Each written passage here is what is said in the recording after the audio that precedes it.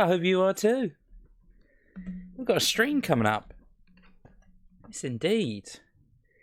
This is my favourite part of the stream, because this is a bit of the stream that no one's going to see other than people watching the VOD. So, hello, Dragon. No one's here, so I can be a little bit Gucci, you know. Love you. All right, enough of that sappy nonsense. We're here to play video games. You're damn right we are, and we're going to be playing one of my all-time favourite series. Like, oh, this particular series, Shadowrun, I discovered around about a year and a half ago, and I'd actually played the tabletop game before I played like the video games. My experience with the tabletop game didn't exactly go too great. Didn't leave the best impression, because I was kind of thrown into the middle of a party that was fairly high leveled, and they didn't think to level up my character. So his run in the shadows was very short-lived. And who knows? I might bring him back. He was a dwarf, and I don't know if I really feel like playing a dwarf again, because I've been playing one in another run, but we'll see. We will see. We'll get to character creation, which is always, you know, the hardest bit of any game. You're going to be sitting there for hours and hours crafting the perfect character. It doesn't help as well that some of my favourite models, like for the portraits of the characters, are in Hong Kong. And we're playing Dragonfall, which is the second game in the series. The first one's Returns, which is a little bit, Gone Cheeseburg. Hello! Hello, my dude! Welcome to the stream, my fella. You're in for a treat today, man. We're going to be playing for a game which is what I honestly consider to be one of the most underrated masterpieces, and I do not use that word lightly. I'm not one to throw around the M word quite often, okay? World War III. That's right. We're playing World War III. We're playing one of the most underrated wars of all time. So, I'm going to put some music on. We're going to chill for a bit. And then I'm going to start the game after I've got my announcements up. I need to close my window as well, because it's getting dark out there. And when it gets dark outside in England, terrible, terrible things. World War III, why? What are you going on about, man? No. Has something happened and I'm just not aware of it? One second.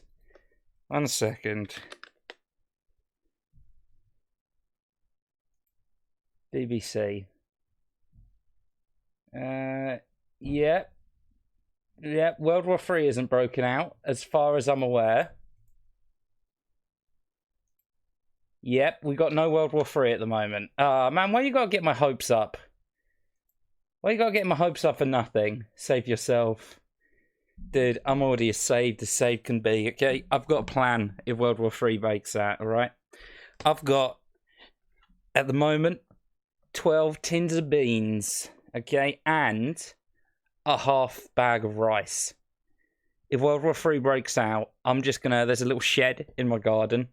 I'm gonna live in that. I'll just dig a hole, put a little bit of wood over it, and then I'll be good.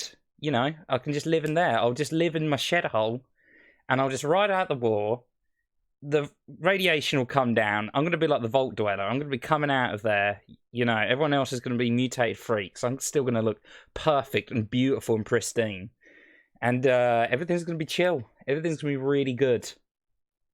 So, you know, they say there's like a 0.3% of the population that's immune to like any disease just because of random mutations. Not any disease, but particular diseases. Like if a super virus was to hit, 0.3% of the population would survive it. Just because of random mutations, there's a random chance you have people that are just naturally born immune to these diseases that you wouldn't even know you're immune to them until they come around. I'm hoping, and I'm pretty sure, immunity doesn't work this way because it's a completely different kettle of fish, but a man can dream. I'm hoping I'll be one of the 0.3% that is just magically immune to radiation. You know, everyone else is going to be scouting around like, oh, radiation's killing us. I'm going to walk right in to the pit where London used to be. Okay? And I'm going to finally get myself out of the rubble a VR headset. Because that shit's way too expensive for someone as poor as me right now. But the apocalypse hits. It's not all bad news. Because looting, baby. Hey. Anyway, let's put some music on. I'm going to get the call to action out. You know how it goes. I'll see you guys in a second. And this piece of music I'm playing today is what's essentially the kind of de facto main theme of like Shadowrun, which is the morgue. It's a piece of music from the original game that kind of got adapted to be the main like theme of the entire game. And I'm playing one. This is called the Shadowrun Hymn. It's a remix, and it's pretty alright. It's pretty good. It'll do. There's better versions of it, but we'll get into them later. All right. See you in roughly 6 minutes. But you know what? I'm determined to impress you. I have something better.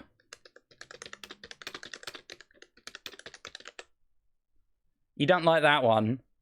Here's the original. Okay, like I said, that one there that I was playing, that was a remix. It's an alright remix, but it's mainly, you know, because it's got the main, like, sort of catchphrase thing of Dragonfall in it. Watch your back. Shoot straight. Conserve ammo. Never cut a deal with a dragon. Wise words. But this is the good shit. This is what plays when you boot up the very first Shadowrun game, Returns, which I'm not playing because Shadowrun doesn't really run in like an order. You're kind of a different character each time. I mean, you could roleplay and be like, you know, carry the same character over, which I did do for a my own sort of like offline playthrough when I first played these games like a year and a half ago. I played as an elf I just called Praygon. But, you know, after a while, you start wanting to mix it up a bit. But anyway, this is the music that is arguably the main theme for Shadowrun. And the second you hear this, you know what you're in for. It's just the mix of kind of mysticism with like cyborgy kind of like synthesizer-y sort of sounds. The music itself perfectly embodies what all the games are about. But anyway, take a listen. This is Return of the Sixth World. Oh! This do anything for you?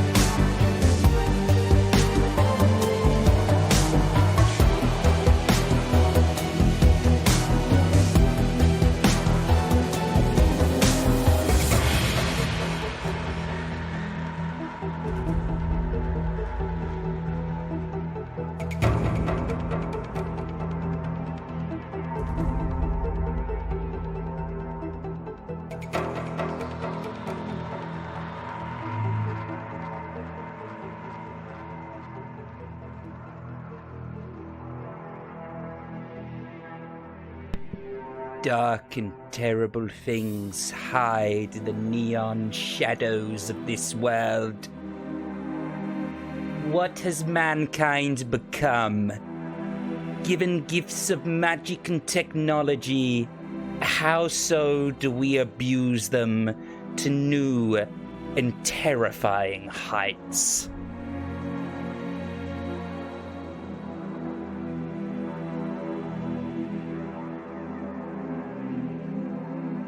So yeah, that is some cool shit.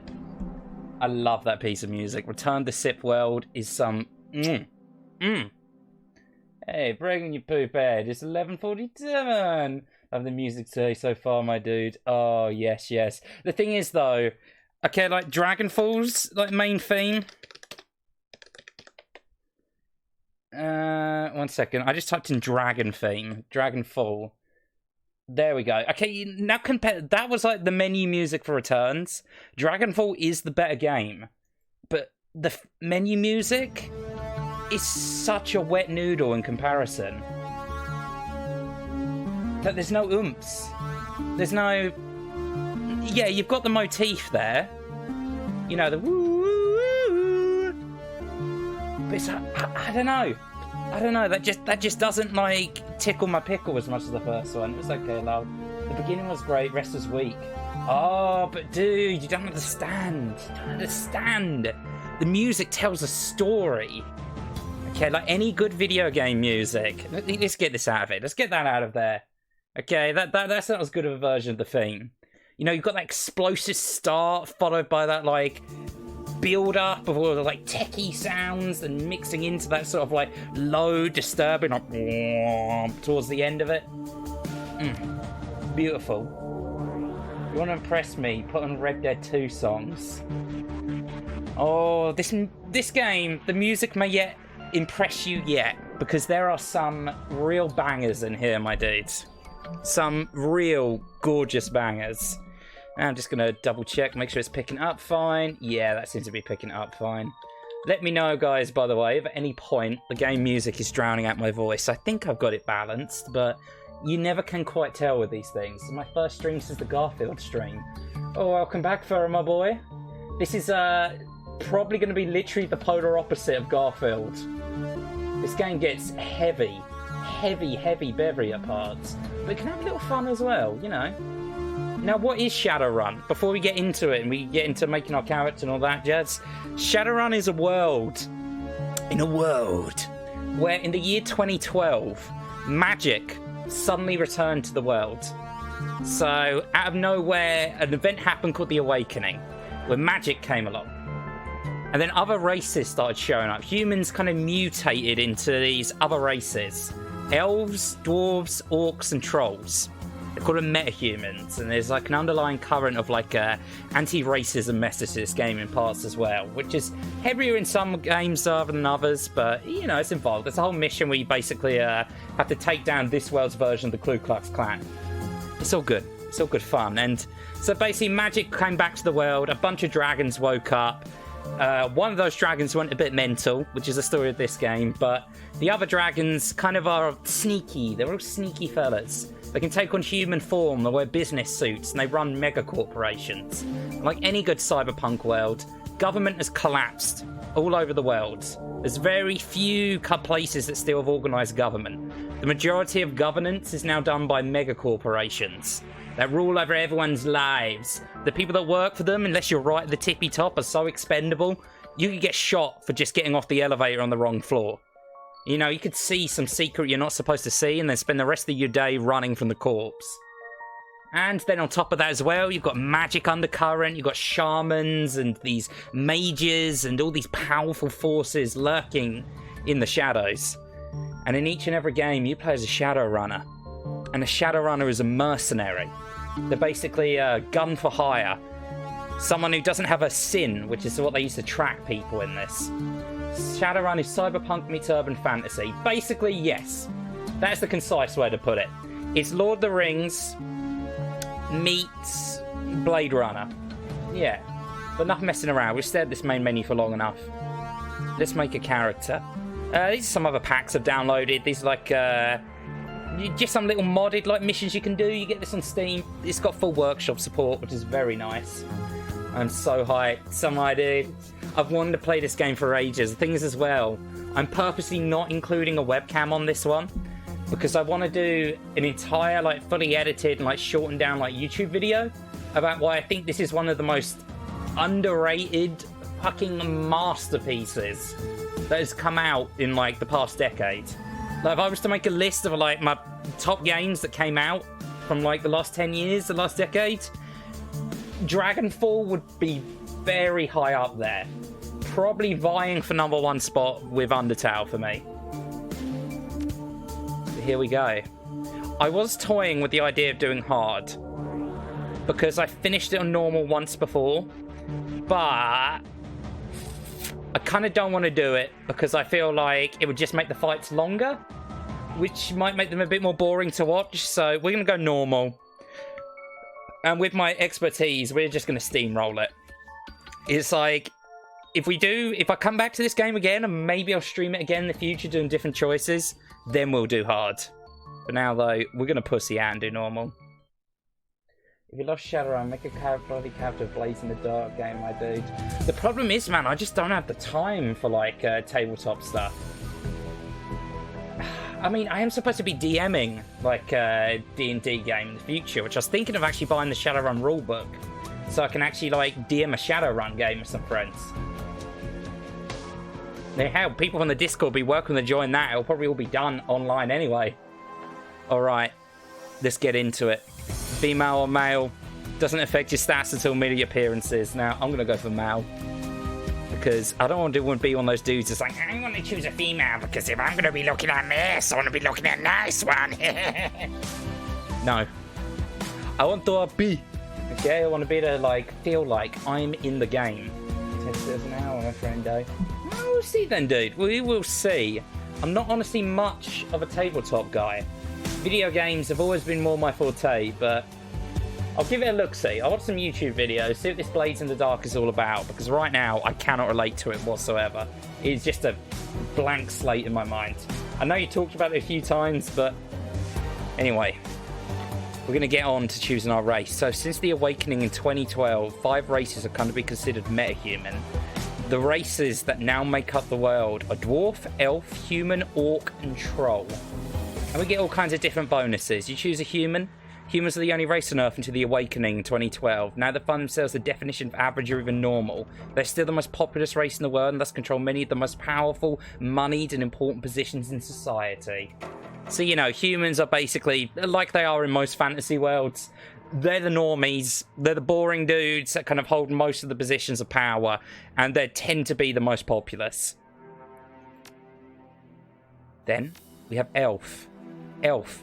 Many people, especially other metahuman races, see elves as the most fortunate metahumans. They're more effective and socially acceptable, attractive and socially acceptable than other metahumans.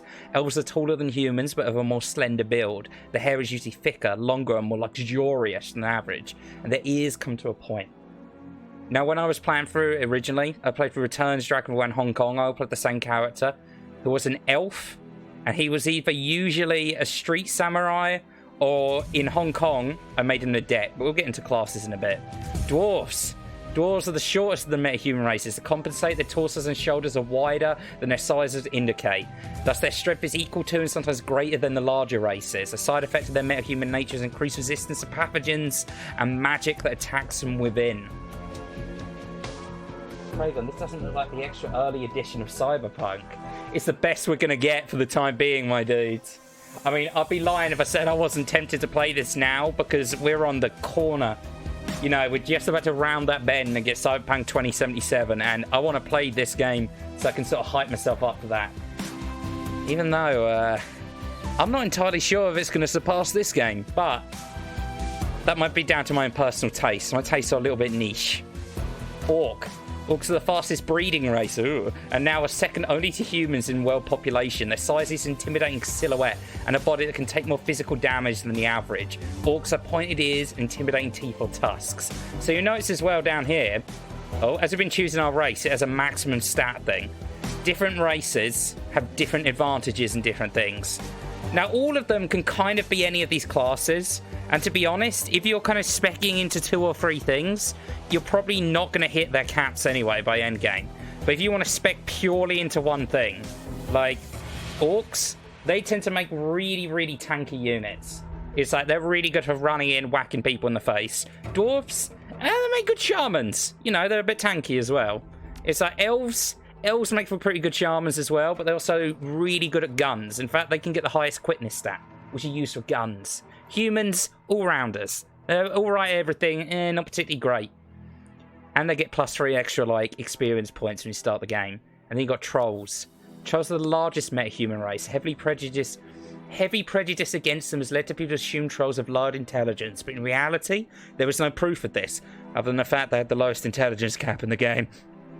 Trolls have pointed ears, intimidating teeth or tusks, and may have horn-like growths that other metahumans do not manifest. So here comes the hardest bit. What race are we going to play as? I did a human in a recent run through.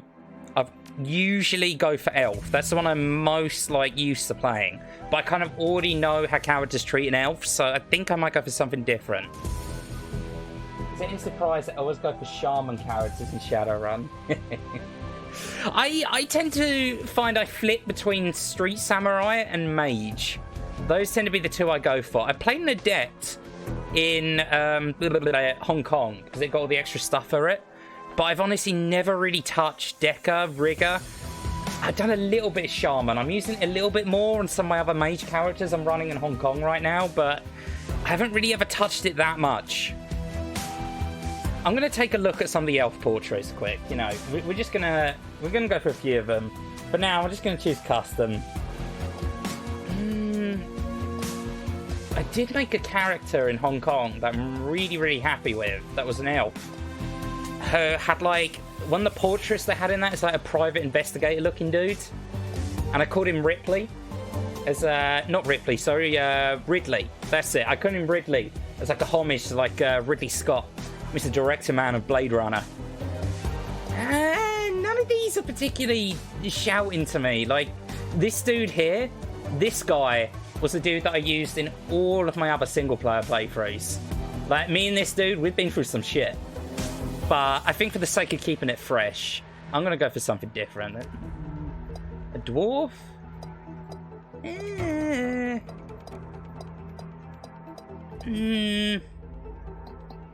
I'm actually doing a run of Dragonfall at the moment with one of my friends. And he's a complete virgin to Dragonfall. It's Richie. He's never played a Shadowrun game. And I let him make the character. And he chose this portrait for a dwarf. And he called him Danny DeVito. He gave him a sword and a shotgun, and his game is just hilarious because it's just fucking Danny DeVito going around stabbing people in the shins with a katana. Ooh, he looks delightfully edgy. Nah, I'm not feeling dwarf. I was thinking maybe an orc even. Look at that fella.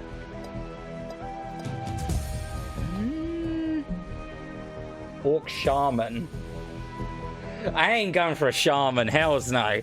It's like, I've been practicing. I'm honestly tempted to try and do a minigun run. It's like, start him off as a street samurai, going into rifles and melee weapons, so that I have a reason to put points in like the strength and like the rifles. I did Mage recently. Mage was very fun. But because it's so recent in my mind, I mean, even a physical adept, maybe.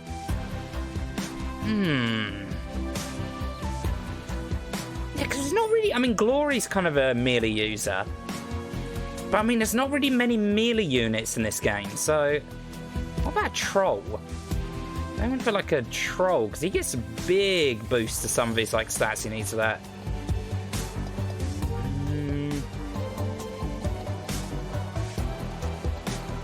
You know what?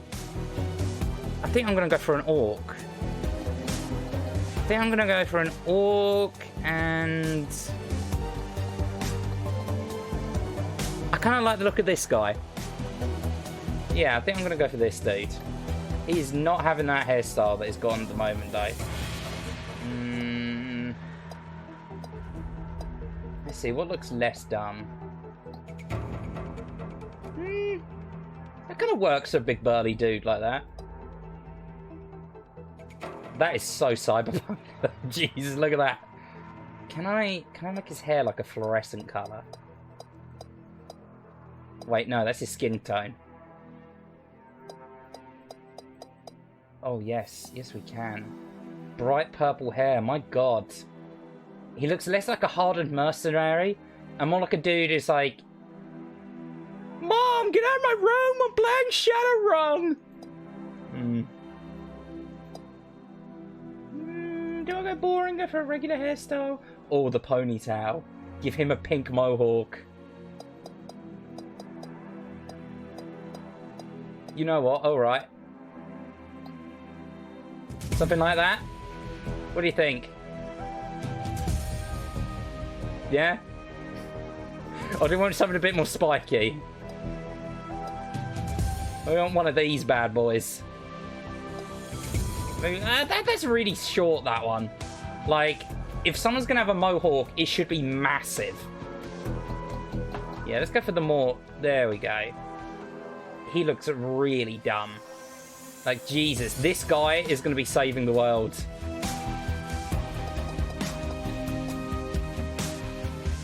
You know what? I think I'm actually going to go for the Skrillex do. I'm going to go for the mum, get out of my room and playing Shadowrun look. Look at him. Handsy boy. Is he going to have a beard?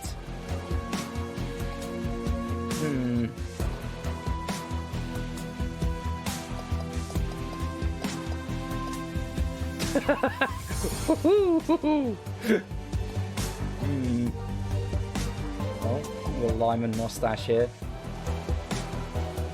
Wait a second, there's an idea. I could make Lyman. We could bring him back.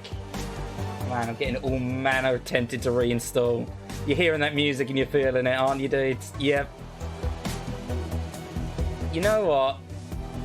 I think that's good. I think he's got a little bit of a beard there. It's kind of hanging off the side. Oh, maybe that. Yeah. You know what? I actually like that. He looks ridiculous. Utterly ridiculous, but he'll do. The question is, do I still want to go for the same portrait? Because the hair has changed quite considerably. I mean, that's closer.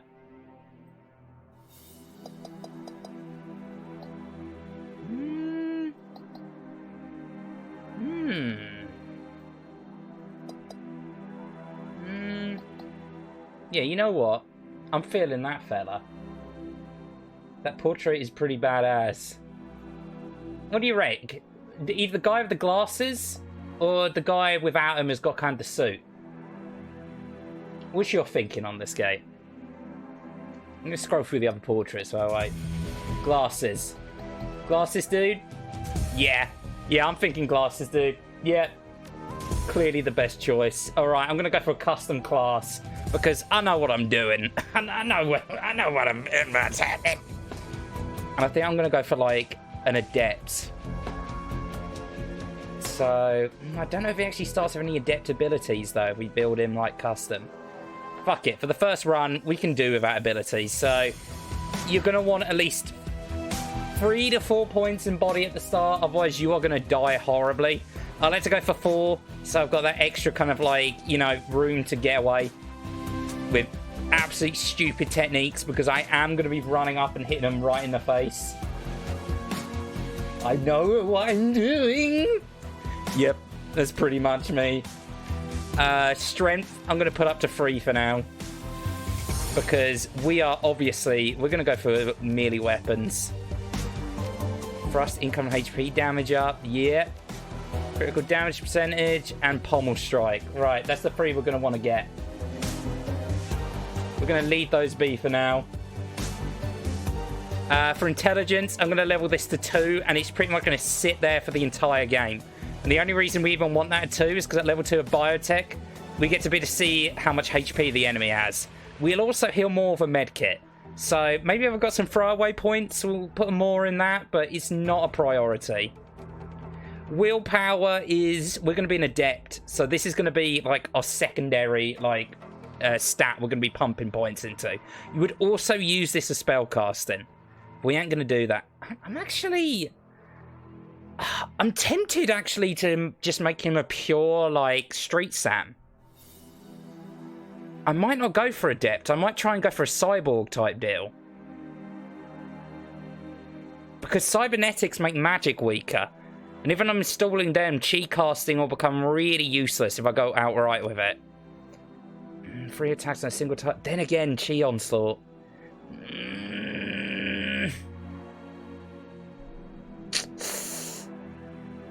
I'll see. But either way, I'm going to want at least 2 points in Charisma. Now, one of the most absolutely useful like ones that you can get in the game, if you want to be to make mad cash dollar, is Socialite.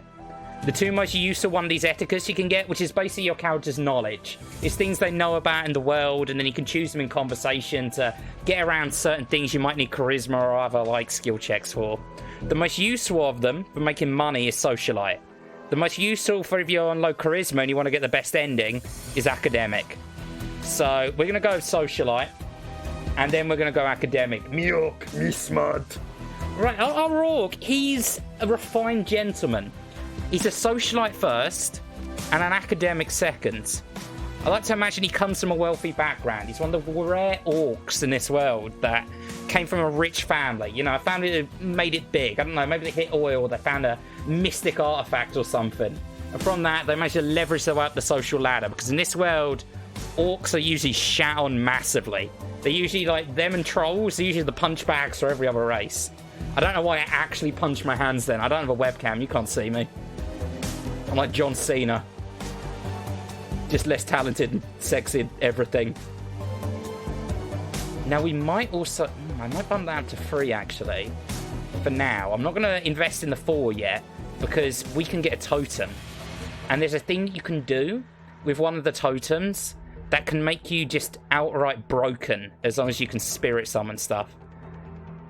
So in the meantime... We've still got quite a few points left. Should I go for a gun skill? I mean, if I want to use the minigun in this one. Alright, we need to decide now. Guys, are we going to go for, like, a Spellblade? Someone who uses, like, magical sword abilities? Or are we going to go for a completely cybernetic, roided up, like, just brick shithouse that's going to eventually get the minigun at the end of the game? So here's our options. Either we become some crazy sword-wielding magician, or we become just a wall of metal wielding a minigun. Place your votes. In fact, I actually have a way I can set a vote now. Alright, let's run a vote. Bear with me a second, fellas.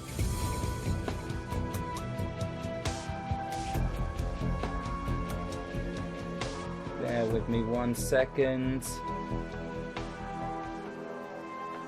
Alright, just setting up the poll now.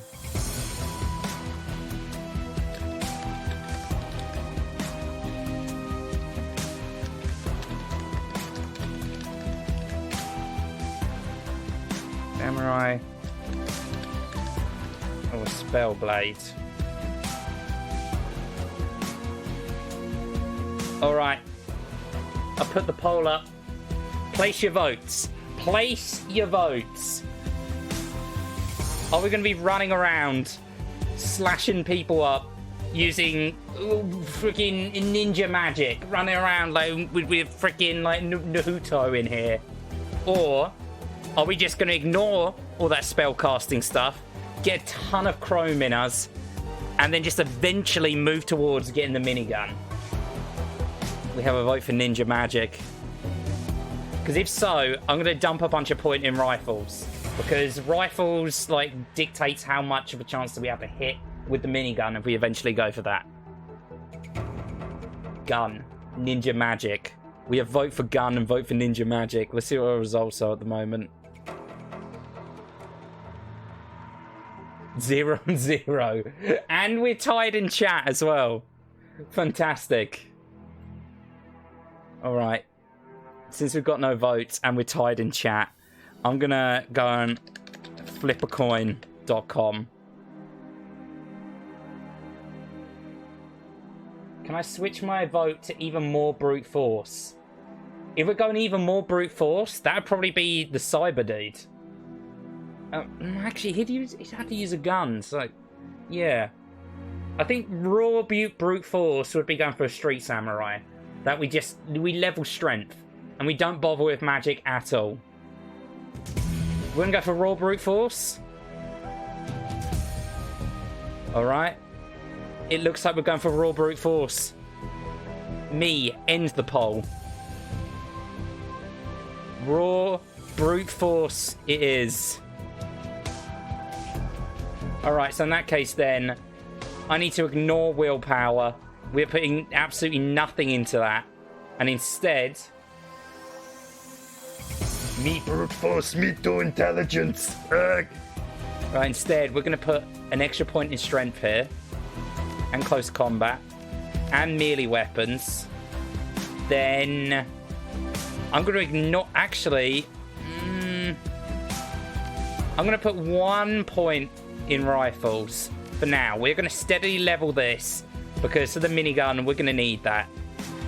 Now, it's worth noting as well, this won't be the strongest possible build. Because like building your whole character around the minigun is... you won't be very strong until the end of the game. But when we do eventually get strong, we're going to hit like a goddamn truck. We've got 12 points left. That 4 on like charisma there, it's goading me.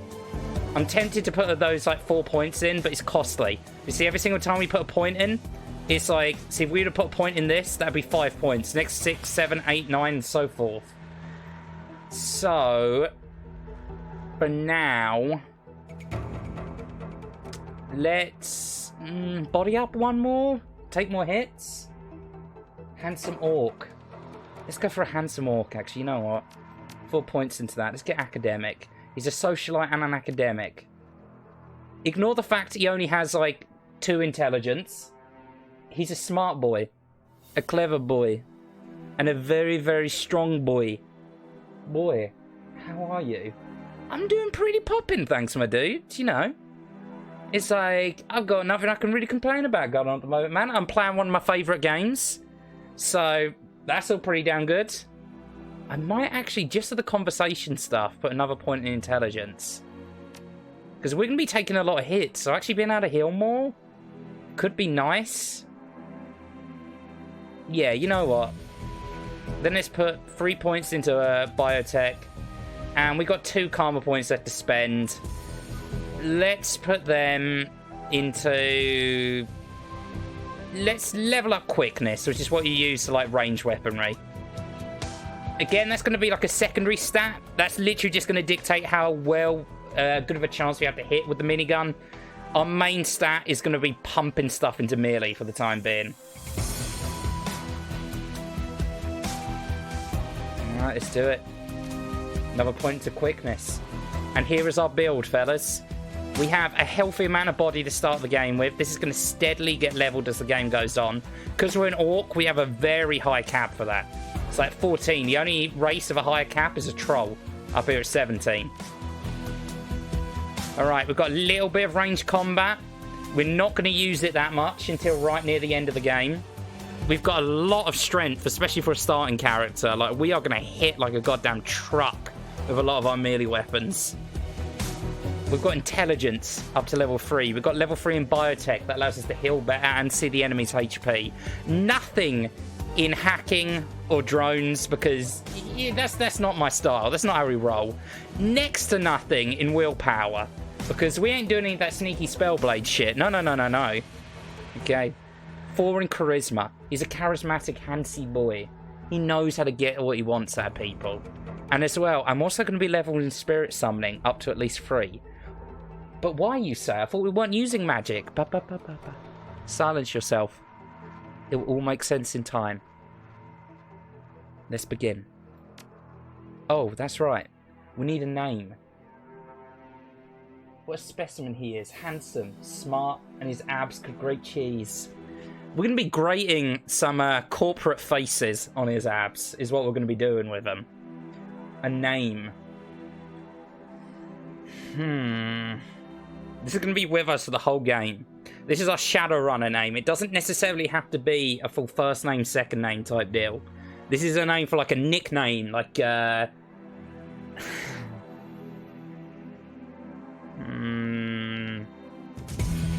Do we go for something edgy and badass, like Tempest or something, or what would be apt? He's an orc. He's an orc. He's going to be roided up. He's going to have all of the like machinery in his body, all the cyberware. Me smart orc. Jack of Fugs.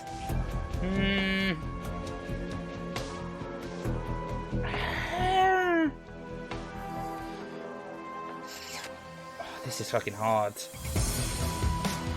See, usually I just name it off of one of my own characters. Big Dick Energy. We're gonna go for the whole game. It's gonna be, oh, how's it going, Big Dick? Meat Bicycle. Meat Bicycle sounds uncomfortably sexual, and I don't like it. Big Dick and God damn it.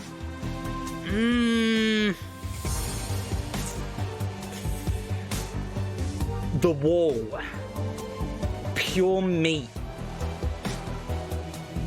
I'm tempted just to call him The Wall.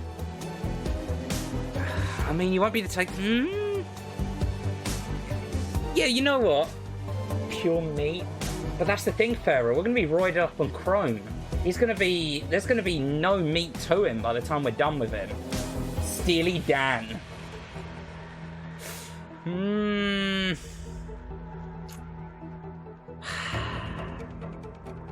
We could call him Jojo. He's gonna be no. Denton. God damn, why is this so difficult? Badass cyborg name. Dude, he just runs at him with a sword and later wields a big-ass minigun. Bob. Okay, everyone, our Shadowrun name is Bob. The Harfield Manor run. Life was good. Easy jobs, regular pay, a reliable crew. But things went south and you had to drop off the grid. Put a bullet in the past and start fresh somewhere new.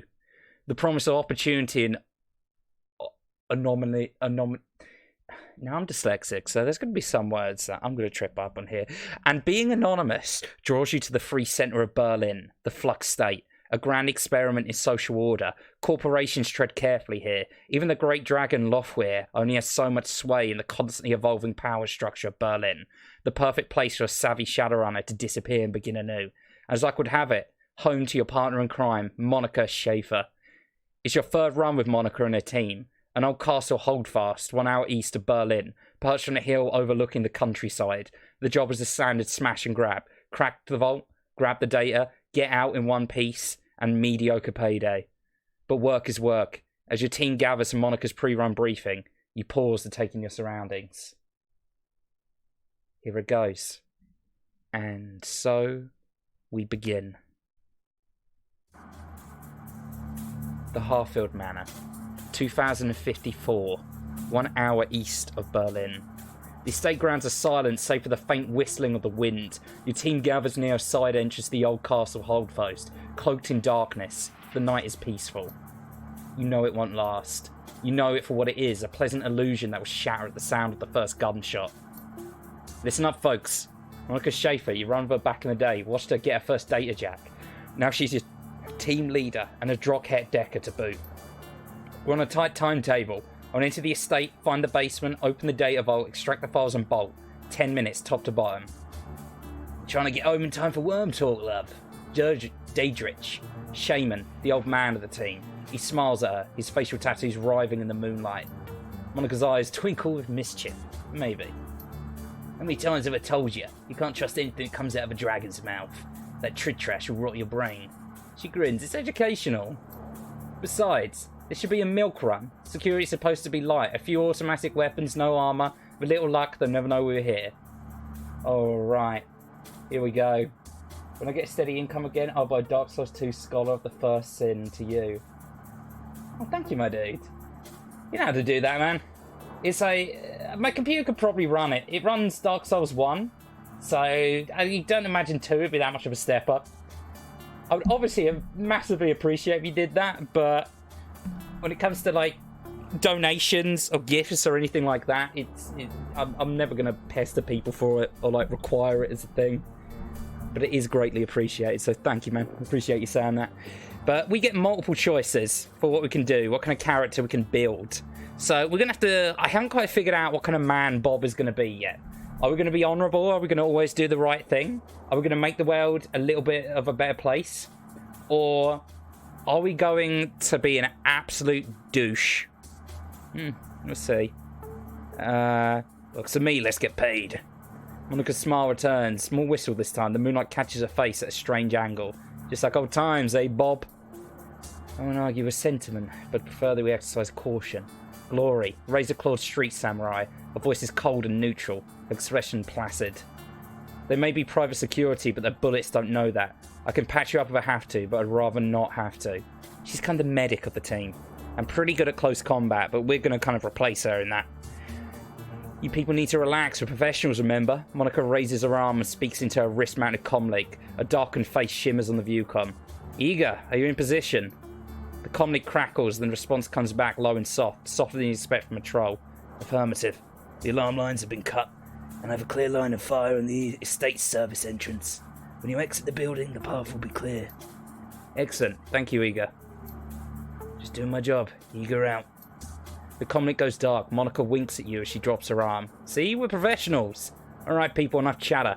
Our client wants the data from the vault, so we're getting the data from the vault. Quick, quiet, and quick. You said quick twice. Worm talk is on tonight. Glory raised an eyebrow slightly. I told you. It's educational. Alright. We grab our stuff in the van and our first run begins, baby! Grab a weapon. So, it would be completely and utterly foolish for us to start with a gun, considering we put absolutely nothing into them. So, we're going to grab the machete. It's quite a crappy melee weapon, but it'll do for now. Basic medkit. You grab your running gear from a worn duffel bag near the weaponry. We get a bit of money. We get some grenades, some medkits. Enough to start us out. This first run, the first few runs, to be honest. Keyboard wire got stuck. The first few runs we're going to do are going to be painfully easy. Especially since I've played this game a few times now. You've got these beautifully rendered parallax backgrounds the game runs on. As you see, it kind of runs like a Baldur's Gate, or like, kind of like the original Fallout in the way that it's played. And I think this is honestly the thing that's going to turn people off the most from playing these games. But it's the story and the world is the whole reason you play these. So we're going to take a little look-see at this man around the side. It's like, look at that. Big statue of a dragon out the front. Oh, solar panels on the roof. Looks fairly easy, fairly unguarded. Piece of cake. Get in there, grab it, get out. What could possibly go wrong? Nothing. Absolutely nothing could go wrong. Keep the team alive and get to the lower floor. So I've actually played the, oh, 1 second, a private museum, the owner of the state must have money to burn. I've played the tabletop game. I had a dwarf called Kalashnikov, but I joined in midway through some other people's game. And my guy was like very low leveled. I slid down a path to try and shoot some people with my rifle. Slipped, fell flat on my face, failed the roll to save myself from getting shot, and was immediately obliterated by some high-level corporate troops. And just fucking died. I had to sit out the rest of the game. Not the greatest tabletop experience I've ever had. The complete skeleton of a theropod dinosaur appears to be intact. So, obviously, this guy we're stealing from is a pretty big spender. So, we're going to feel no guilt about taking this dude's stuff. A vase in the case looks both very... Vase in the case? So very old and very valuable. A fine scroll, lapis and gold leaf decorates exterior. Tear shimmers the organic beauty of Alborn's shell. Your fixer could probably move this thing in a heartbeat. You can't help but notice the glass encasing. It looks awfully flimsy. Smash the glass! As you draw your arm back to smash the glass, Daedrus catches it. His gnarled hand tightens around your wrist. Not a smart move, cleaner.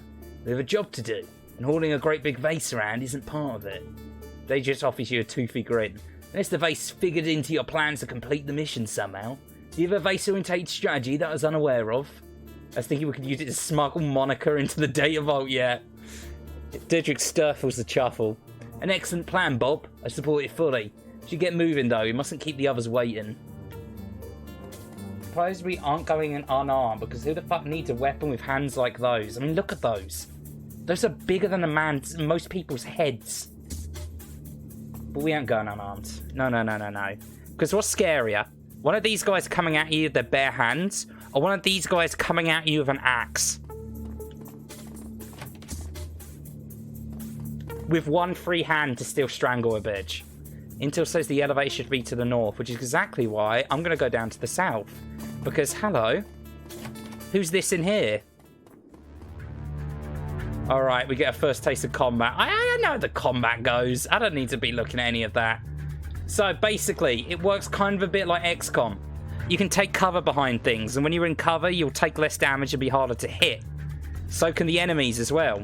You get action points to move around. Certain characters are going to be able to move further than others based on their stats.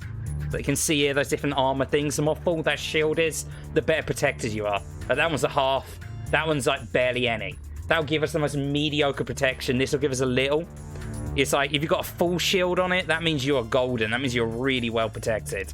This poor dude, though, I'm going to whack him with my big giant machete. Look at the size of that thing. Look at that. That's less a machete and more full-blown greatsword. So at the moment, we can just decimate all the enemies because of Monica's full auto ability. And as well, there's some dudes that spawning up this way. A lot of dragon statues in this place as well. So we're going to move Glory up here. The majority of the combat in this, honestly, is all about positioning.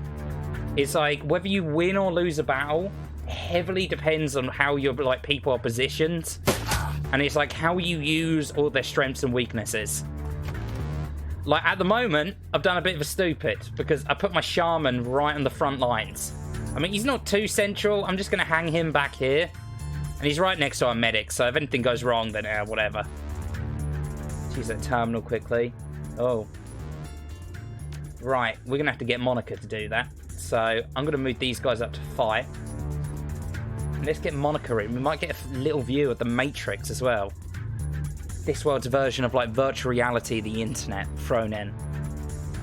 Alright, so Monica is a decker. Which is basically a hacker in this universe. It's like she can do the cool hacky doo-doos. Alright. I don't know if she like goes into the Matrix now. She's just waiting her turn. Now, if you scroll over an enemy, you've got stuff down here like your inventory, full of all your medkits, your grenades. Over here, you've got your abilities. She's got this adrenal pump that gives her an extra action point, which is stupidly useful because action points like make or break characters in this. So now she's got 2 action points. I don't know why she only had 1 before. And then we're going to give her even more by hasting her. She now has 3 action points. So we can move her up there, right in a cover. Glory's a little bit tanky. She can take a few hits. She's got a second weapon here as well. So she's got like hand razors. These can do some serious damage. But for now, in this bit, we just want to shoot. A double shot there. One of them missed, one of them hit. You get around the right angle. If you flank someone as well, you're going to do a lot more damage to them than if you like attack them head on. So we cannot reach anyone. But our dude's tough. I think he can take a few hits, and this will take some of the heat off of Glory. So we are going to run him out into the open. We are not going to give a heckin' flip. Alright, best I can do now is move her up from cover to cover as we get up there. But yeah, this is without a doubt. Glory has 4 AP. That is disgusting. Like, she can just run up and just, hello. Slash. Slash. And slash. You're eviscerated. Bye-bye. And then we knock this guy. And if you hit someone with a melee weapon, it knocks them out of cover as well. So now, they would have been flanked anyway because we're at the side of them, but they've completely lost their cover bonus. So, Daedrich now, he's like a mage. He's going to be our zappy dude throughout most of the game. And he's going to be in our party for pretty much every single run I do. Because this dude is stupidly useful. Let's also heal Glory up a little bit. We don't want to go into like the fight we've got coming up in a bit with low health. Honestly, I think the best I can really do is lob a knife at him. Right. Yep, forgot about that. The fact that if you lob a knife, it makes it... Oh, no, she's going to shoot Daedrus, isn't she? No, Glory. Not going to matter, though, because you're about to be dead, my friend. So at the moment, we ain't really hitting for much with, like, our machete. It's a little bit weak.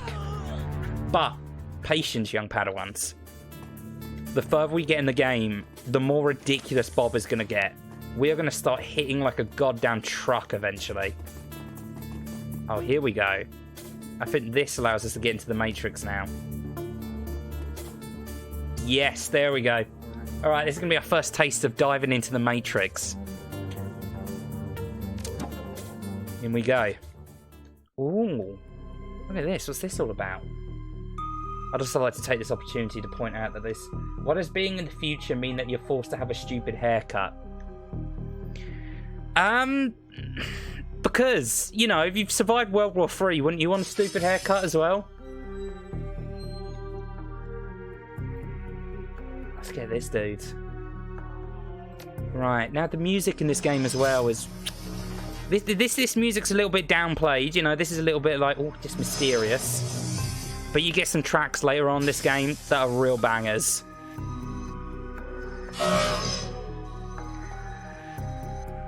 But it is criminal how underrated this game is. Like, you never really hear anyone talking about Shadowrun. And I can see why it would put some people off, you know, turn-based combat's kind of a bit outdated now. It's like, especially this kind of Baldur's Gate sort of like style. XCOM brought it back in a way for a little bit.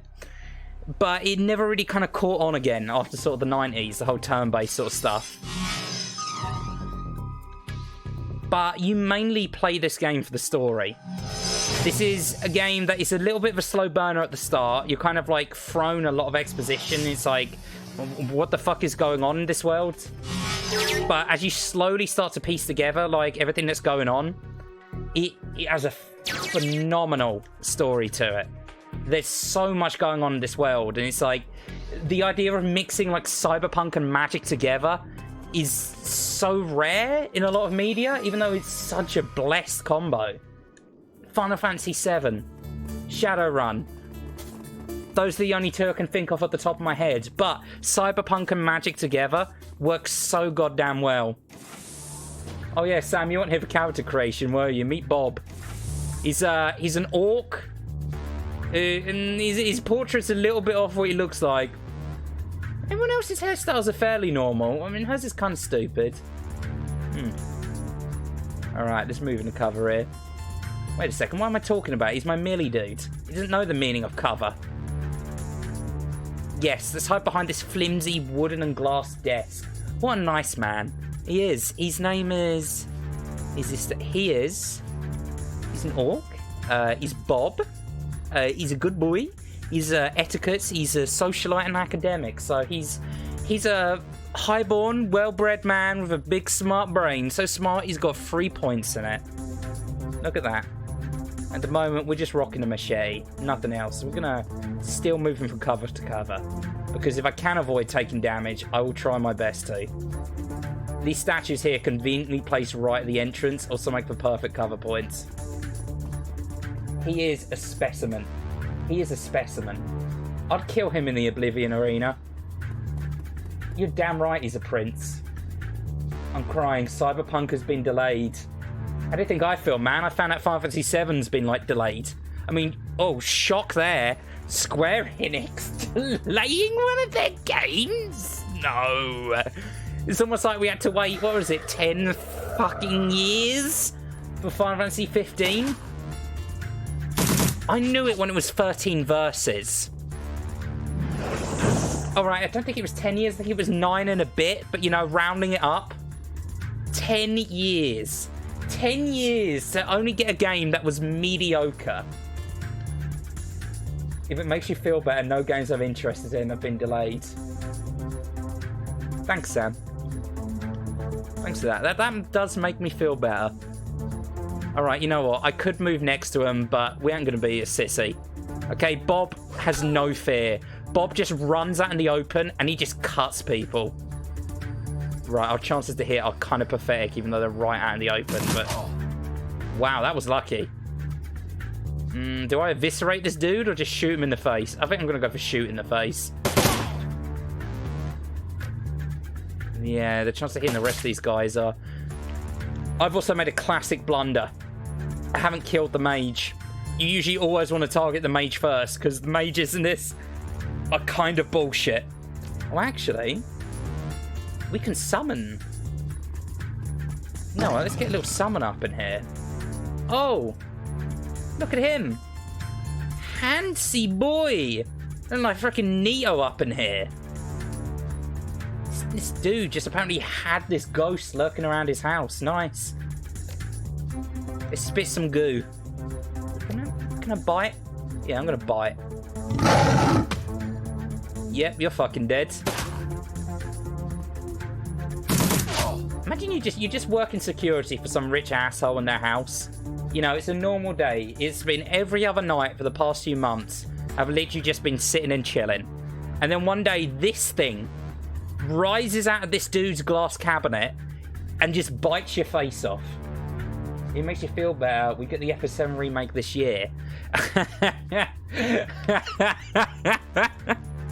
Oh, Ferry, you sweet summer child. If you don't think Square are delaying that shit until, like, 21 billion, then... I got some bad news for you, son. I have a horrible feeling as well. I really want to be wrong on this, but I have a really bad feeling when it comes to the 7 remake, because they're doing it in parts. They're going to bring out the first part, right? We're going to get, like, probably this year, maybe this year, we'll get, like, the first part of it, if we're lucky. But then after that, it's going to be years before we see another part. I'm talking, like, we're not going to get, like, the second, like, half of the game for, like, 4 or 5 years, if that. We might never get it. Because knowing what Square are like for just projects getting, like, please, oh, you broke free, you son of a bitch. Okay, this is one thing you have to worry about with spirits. They can kind of do this. Yep, and I've already had to use on my revival kits. Fantastic. 11% chance to break free of my control, and he did. That is great. And we still got this dude rocking around. Yeah, Bob is not looking too healthy. Jesus Christ. We're going to have to split our focus between killing this guy and killing this dude. Look at him. He's just sitting behind him. He's laughing. He's like, yeah, you'll fight him. Oh, he ain't going to be laughing for long, because Bob... He's actually safer up here next to this dude. Do not delay The Last of Us Part 2. It's getting delayed, dude. It's getting delayed. Alright, one of them hit and did really quite nice damage. Alright, Glory's just going to slice him. Alright, that's one of them taken care of. That was completely and utterly unneeded for him to be taken care of, but we did anyway. There is no way Bob can kill this guy in his next hit. There's nowhere I can really go to for cover either. I can kind of cover here, but he might still kill me.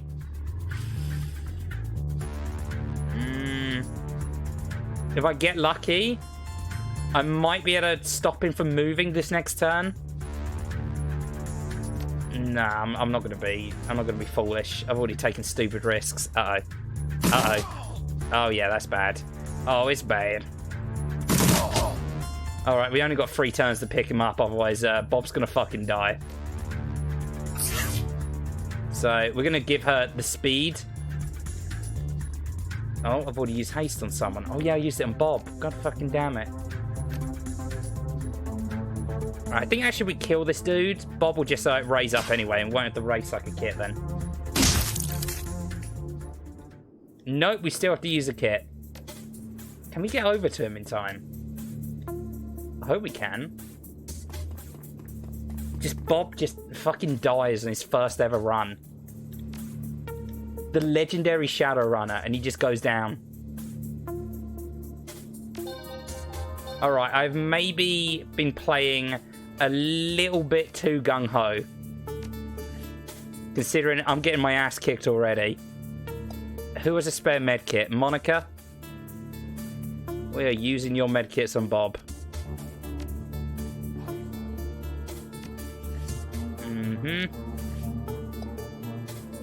Monica is very strong gear, though. She's probably the strongest character that we got in the team right at the start.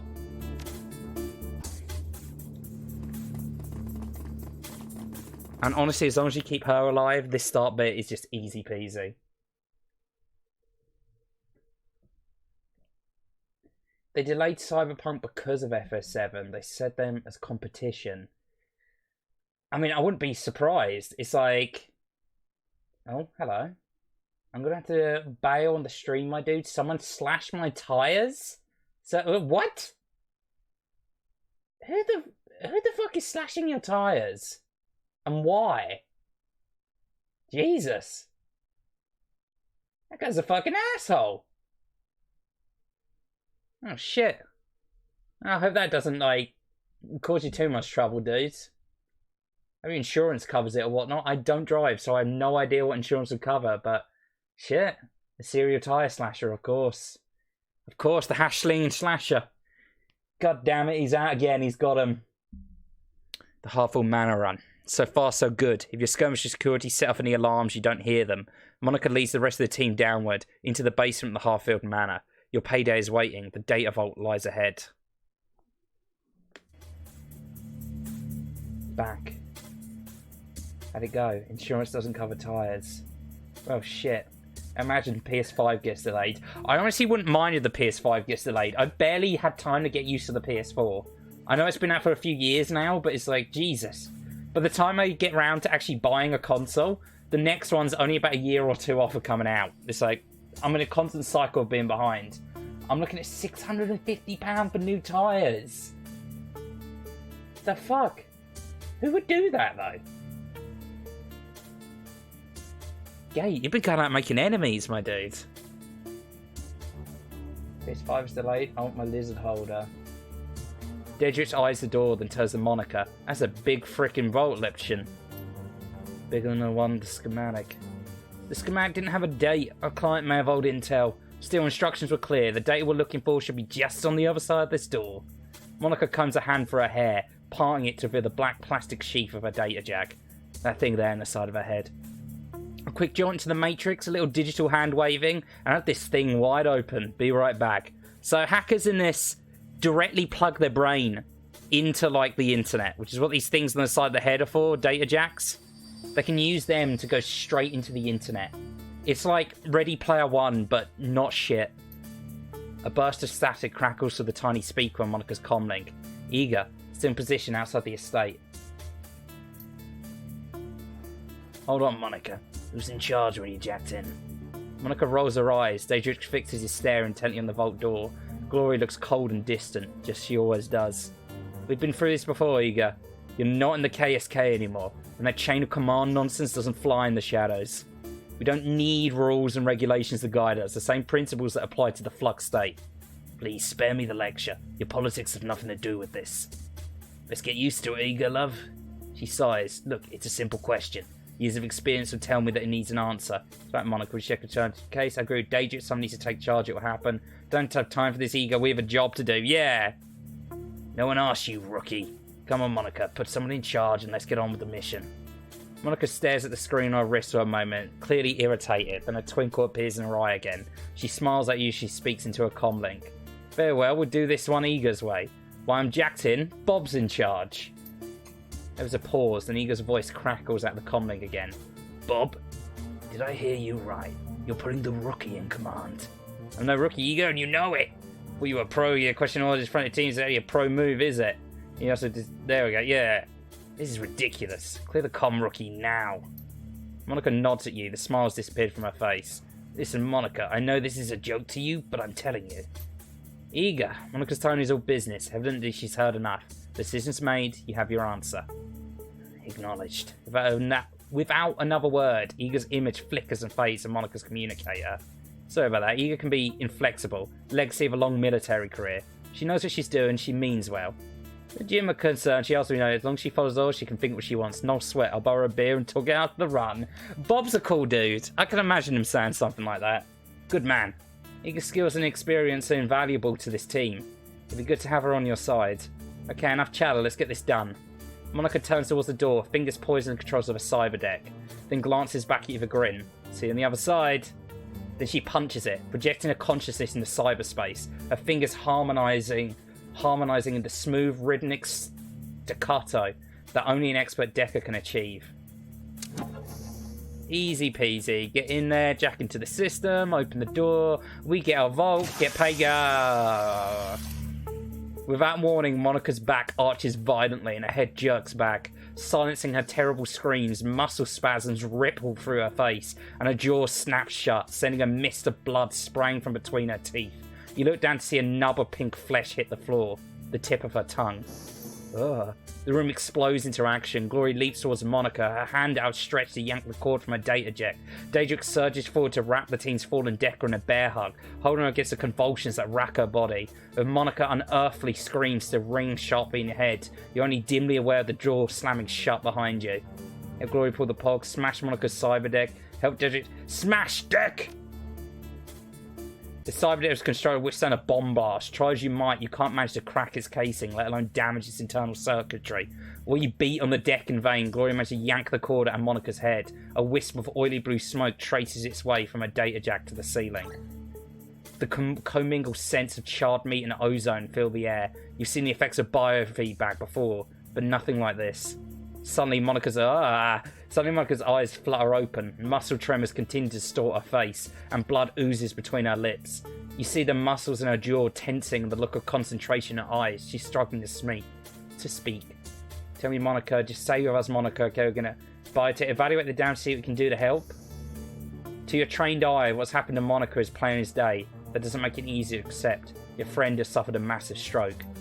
You're familiar with the literature and brain damage caused by hardcore intrusion countermeasures? Black I see. Memory loss and mental impairment are common. More rarely, brain bleeds have been known to occur. From her symptoms, it appears that Monica has suffered a cerebral hemorrhage on a massive scale. It's a miracle she's even alive. And your stomach sinks at the realization there's nothing you can do to help her.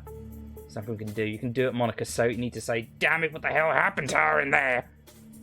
Slowly, painfully, Monica wrestles her jaw open. The blood welling up in her mouth comes pouring out in a slit, covering her chest. She expels a thick, guttural sound that might be a word. Satisfied, she closes her eyes and focuses her mouth to make the shape she needs. Fear. With an effort, Monica opens her eyes again and meets yours. You see pain and fear in her gaze, and something else. Hope. Swing. A sudden spasm jerks Monica's head back again. She grunts, then her chin drops to her chest, and her head lolls to one side. Her eyes fix on an object in the next room, a computer terminal. The soft light of a cursor blinks on its recessed screen. Slowly she attempts to speak again, but the only sound that emerges is a long, strangled croak. A look of resignation washes over Monica's face, and she stops fighting. Her gore-slick jaw goes slack, and she dies. Well, that could have gone better. I just realized I haven't played a AAA game before, only indie roguelites. What do you feel Spencer's HD Nelson is person? We've got hostiles, there clearly isn't a data vault. Yep. So there's some real shady shit going on in this place. And we just walked right into it. We're going to take some serious damage. At the moment, melee builds at the start of the game tend to be really goddamn weak. Serious question. Yes, ask away, my dudes.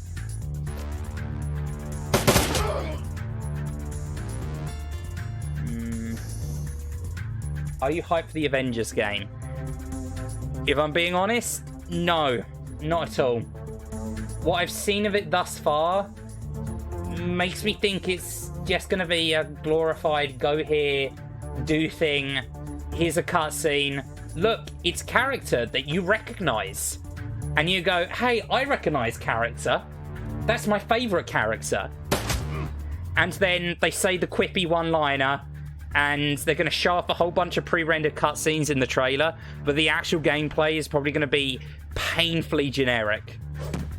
Am I just cynical? Likely. Am I probably right?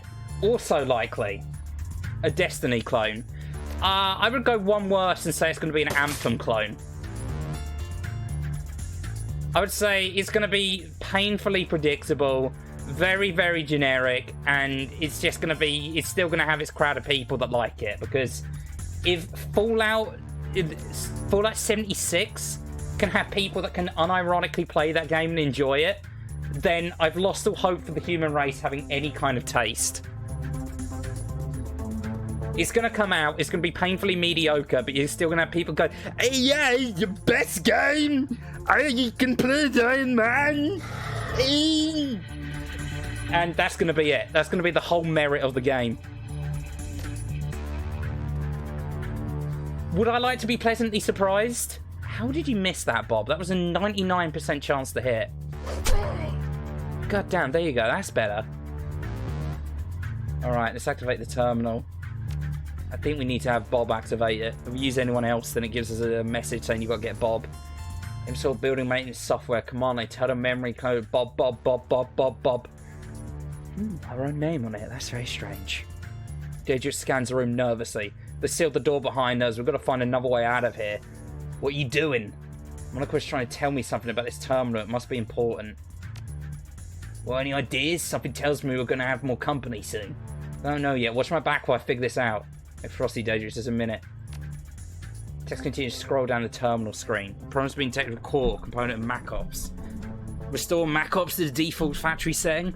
Warning, restore process will take several minutes to execute. Connected doors and peripherals will be disarmed when complete. Bob. 0% complete. Spider-Man games have always been pretty high quality for superhero games. That is true, yeah. But it's not Insomniac working on this Avengers game. It's Square, isn't it? Which... modern day Square Enix, like... I have a lot of respect for Square Soft. I have a lot of respect for what Square Enix used to be. I think they crafted some of the single-handedly greatest games ever made. Like, even if you're not a fan of RPGs, I think the impact Final Fantasy VII had on the gaming industry, like some of the new things it brought to the table, and the fact I feel like Final Fantasy kind of contributed a lot. I mean, a lot of RPGs these days rip off the old Final Fantasies, and some of the really bad ones even rip off some of the newer Final Fantasies. But Square Enix, I honestly think they're kind of coasting these days off of their just like previous like games. Like, they did really well with the old Final Fantasies, and at the moment that's kind of what's keeping them on life support. I mean, the new Deus Exes were pretty good, but they lacked something. They lacked a feeling the original one had. They were kind of unwilling to take as many risks with it, and it just ended up being a rather mediocre story about racism, at least in the newest one. Which, you know, that's an important story to get across. I'm not trying to downplay that, but I just feel like the scope of Deus Ex was always more towards grand conspiracy rather than social movements. It's like, I don't know. It's just, it felt out of place in the new Deus Ex for it to all be about the orgs. The whole fact that the Illuminati and all that crazy shit took a backseat. But, you know, new games have to be all cynical and average. And you guys have probably read this line by now, so I'm not going to read this one out. If you're reading this play correctly, the only exit from this room is a Holdfast Old Servant's entrance in the west side of the building. At that moment, Ego's image winks onto your comlink for a crackling sound. The image is grainy, flickering in and out. What's going on down there, rookie? Tell me. Ego, new extraction point. Monica's down, Ego. The vault was a setup. What? I'm sorry, Ego, we couldn't save her. Now we have to get out of it. Look for an old servant's entrance. No time to explain it. To an old servant's entrance. There we go. Ego's sight is thick, but when she finally responds, her tone's professional. I'm trying to escape the vault, but my silent stomach... Okay, I'm sorry. Roger that. She cuts out without another word. Glory turns to face you, her movement smooth and robotic. Her voice comes out in a frosty monotone. What's the play, Bob? Our escape route open in a minute. We hold tight until so we kill every Dreckhead who enters the room. How's that sound? Running wide open doors, so it's going to take some time. Yeah. Daedric's pained expression twists into a mask of hate. His hands begin to glow with primal energy. Yeah, I'm good with that. Spider-Man, I was excited for it, but now, well... I mean, you can still be excited for it, dude. I'm a cynical, bitter old douchebag. It's like, I'd say any opinions I give, don't take them too seriously. If you're looking forward to the game, then that's fine, man. And you know what? I would actually quite like to be pleasantly surprised. But from my own point of view, I don't think I am. Me too. Good, let's find some cover and wait for the doors to unlock. I thought so. When the door locks, disarm, we make a break for it. Until then, we make them pay for Monica. Alright, let's do this. Praygon smells like a cynical soy. A cynical soy. Oh my god. What an awful expression. Alright. Actually, these things are like little mini Maca reactors talking about Final Fantasy VII. And look at those. Need some milk. I destroy soy milk for breakfast. and munch that stuff down like it's gone out of style. Alright, I know we have people spawn in through here, so we are going to put Glory behind there. We're going to put Daedrus there, where he's in a well-defended position where he can kind of support people. We're going to boost Glory's accuracy. New first game of the year will be Doom. Well, that's true, yeah, Doom Eternal's coming out pretty soon. I'm looking forward to that. Like, the previous Doom game was really goddamn fun. It was, like, nothing mind-blowing, but it was a really just good, solid FPS game. Went back to basics as well. None of that you get a bit of spaghetti sauce on your screen, and then you've got to wait for it to wear off. Actual, like, proper, like, having to manage your, like, health pickups and your ammo and all that jazz. It's very nice, because I feel like half of the appeal of, like, shooter games is also resource management. At least that's what made the original Resident Evils, like, so tense. The fact you had a limited amount of resources that you had to manage between all of your characters. Alright, we're going to end our turn. Alright, here we go.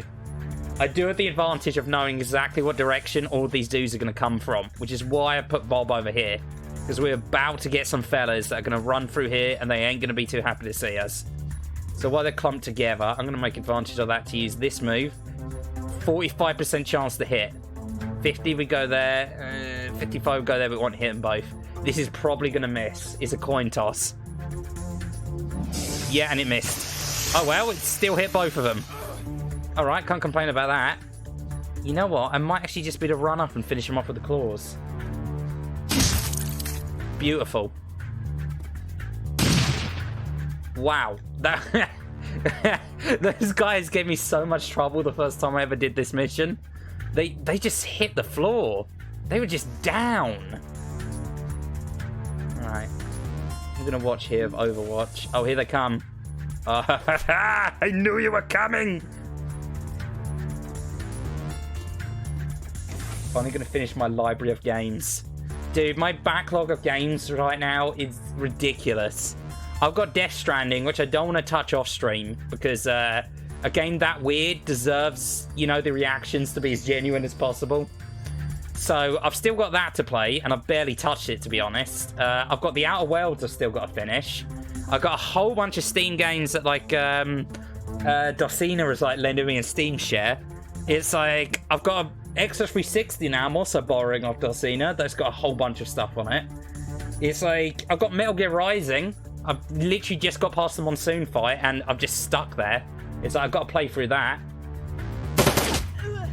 I'm playing Graveyard Keeper at the moment. I'm playing a whole bunch of games, dude. My backlog is ridiculous. And yet here I am, streaming a game that I've finished, like, twice already. That's passion, baby. That's how you can tell a game's got the goodness.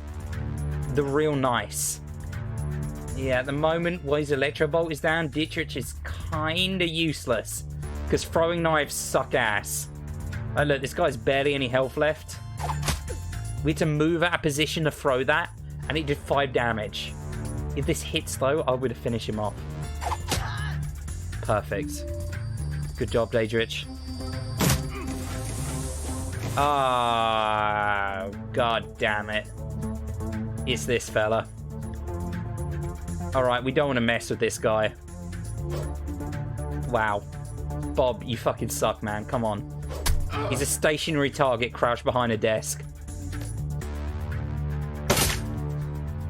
This game very much has that kind of XCOM vibe to it sometimes, where it's like the most improbable shit will end up hitting, but then your point-blank sword slash that has like a 98% chance to hit or miss. Alright, we're just gonna... we're gonna buff Bob. The figure loping towards you is big, even for an orc. The majority of his body is sheathed in a suit of heavy overlapping plates.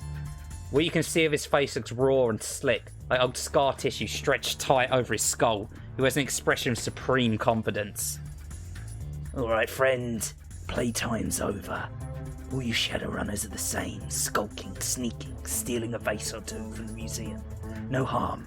Maybe we'd let you scamper away into the night. See, that's what I'm saying. If we just taken his thing... Alright, I'm gonna go to sleep now. Good night, dude. Don't get into my dreams. I can't make any promises. Like I said, man, I'll see you in your dreams. I mean it. 40 hours in Death Stranding.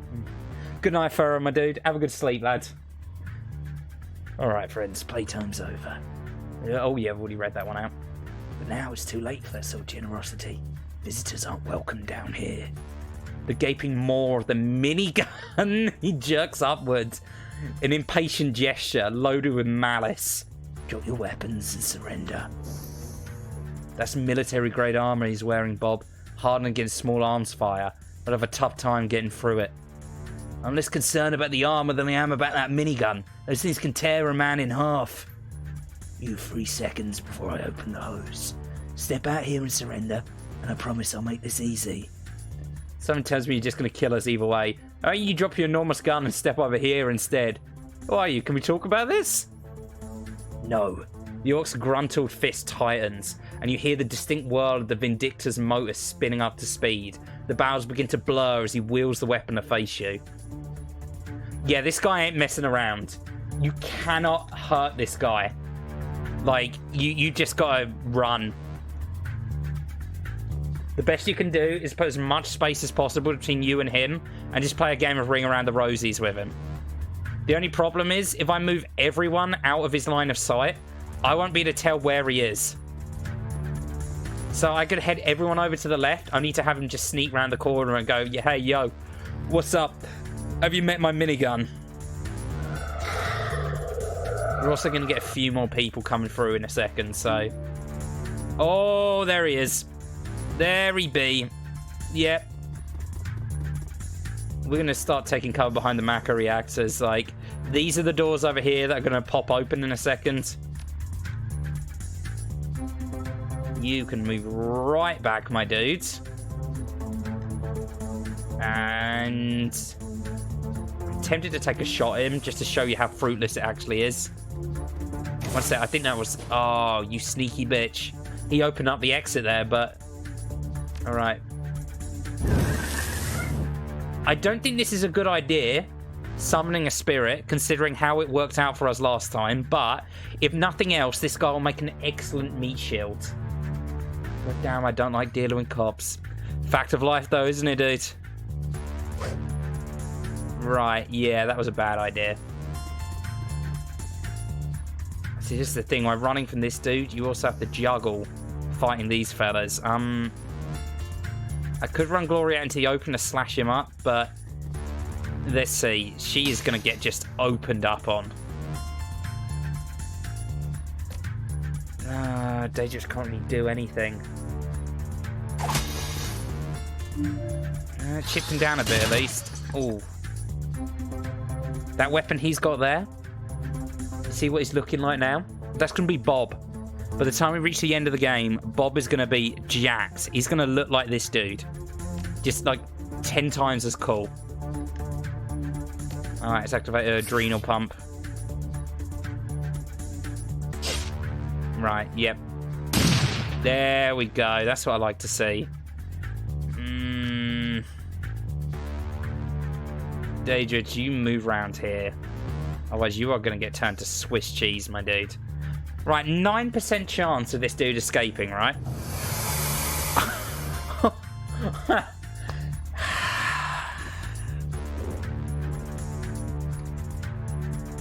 I swear to God, I better get some like godlike luck later on in this game, because this has been bullshit so far. Okay, yeah, that was quite fortunate. Sorry, you get in cover. You've been lucky so far. I don't want to push my luck. Speaking of, this healer. Healing magic in this is also quite interesting. Quite a long cooldown on it, and it only heals the most recent damage. The door's open. The door unlocks with a loud click. Your escape route is clear. Ouch. Alright, we are bolting. We are not sticking around.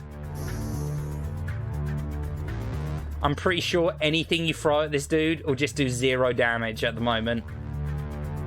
But we will be seeing this guy again. Diedrich, not Diedrich. Diedrich. Alright, got it. Oh, and there's some fellas. You'll forgive me, but I don't much fancy fighting these dudes. You don't actually get experience points and killing enemies in this. You more so get experience points for completing runs and passing skill checks. So there is no point to fighting anyone if you don't have to fight them. Bob is being left behind. Yep. Just getting shot in the back. Bye-bye.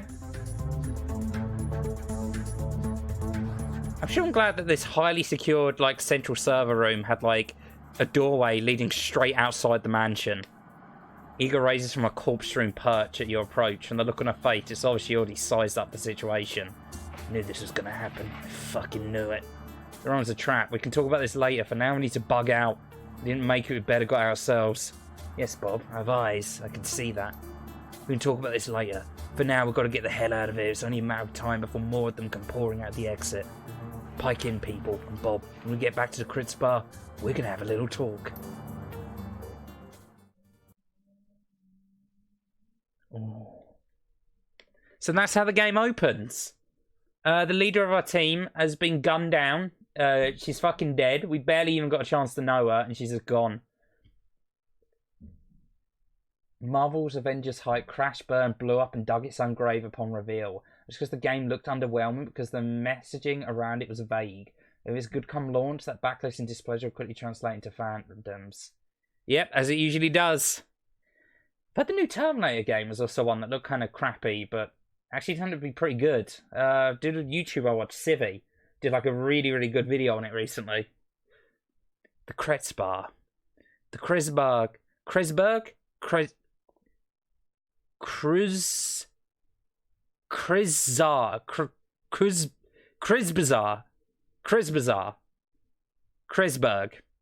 I'm going to call it Kreisberg. Kreisberg, home to nearly 500,000 people, and until very recently, Monica Schaefer.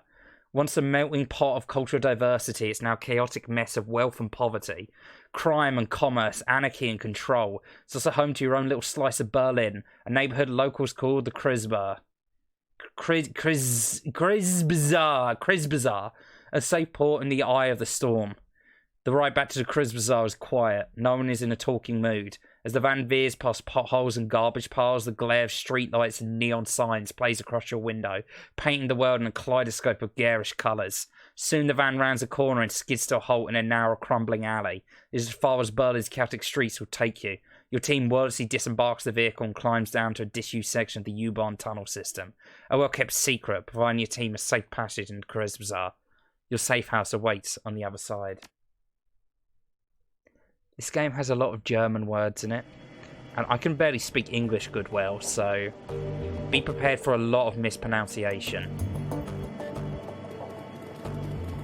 Destroy the humans. Can't happen fast enough, love. The sooner we get in, the sooner I can get drunk. Diedrich is truly a man after my own heart. I'd say him and Iger are probably my two favourite characters in this game. Glory's pretty awesome as well. Blitz is alright, but we haven't even met him yet. He'll come in later. You step inside, and the squalor of the disused U-Bahn tunnel gives way to the warmth of your safe house. A man waits inside, silhouetted against the dim fluorescent lighting. Something bad has happened, hasn't it? He steps forward, revealing a pale and expressionless face, light glinting off his steel-rimmed glasses. Paul Amstel, your team's fixer and landlord, part dealmaker, part information broker, one of the most well-connected men in Berlin. His eyes sweep across the team as he takes it all in. The grim faces, the hard stares, Iger's fury, Monica's absence. I had a feeling. How did she... His face has gone ashen. He swallows, takes a moment to chew on the words of spitting them out. How did it happen? Something involved security got her while she was jacked in. It was over in an instant. I've seen Monica hit Black IC before. This was something worse. Glory nods, emotions robotic and spare. Monica died of a biofeedback-induced stroke. That's right. Edgar thrust a gloved finger in his chest, and this idiot stood by and let it happen. Brush her fingers like that's bullshit, Edgar. You weren't even in the room. Shove her hand away. Poke me again. I dare you. Yura caws in surprise and breaks into a feral grin. You're threatening me? Seriously? The hand bunched into her fist. Take a swing. Please, I'd love an excuse to cave your face in. Ugh. This is asinine. Bob did well, and there you go. You didn't see it. And I know you don't believe it, but you did. So do us all a favour and shut it down, okay? Shut it down? Fuck that. Iga turns her face to Dietrich. She towers over him, but he stands his ground. I respect you, Dietrich. You know that. But you don't have my training. None of you have. Monica was good. She was the best, right? But she was also overconfident. She treated the job like it was a game. Do that long enough and you're going to get burned. Iga turns her focus back to you. If you'd been paying attention, if you'd figured all of this out on your own by now, you'd have known that Monica needed watching as much as that door. Enough, Iga. Amsel's voice is hoarse, his expression blank. Enough. Iga pushes ahead, heedless of the interruption. Her voice remains measured, but there's fire in her eyes. How many seconds pass between Monica's first convulsion and her plug being pulled? 4? 5?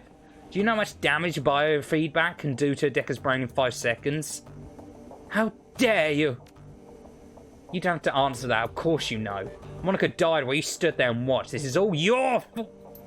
That is enough! Amsel's voice comes out in a roar, and his fist smashes down the desk behind him. Iga, you and Bob can have it out later, but I've had enough. Oh crap! I skipped it. God damn it!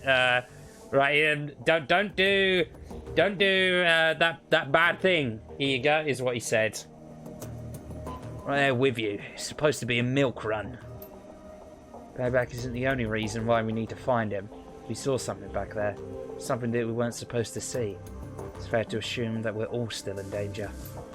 He pauses, rubs his temples. Agreed. And to neutralize that danger, we need to know who we're dealing with. Let us review the events that transpired tonight. The smallest detail could be important, so hold nothing back. This day was just a front for what was going on in the basement. Sad name, fresh range for other tabs. Exactly in basement. So nonce. That much is clear. It wasn't a minor enterprise either. That facility took serious funds to build. And time. There was more to it than we saw.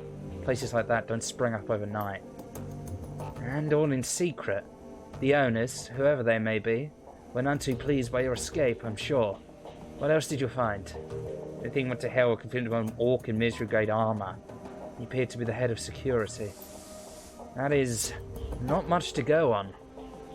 Do any details about this all come to mind? Any distinguishing features that I could look into? He was an older guy, for one. From the sound of his voice, I'm guessing mid to late 40s. Pretty old for an orc.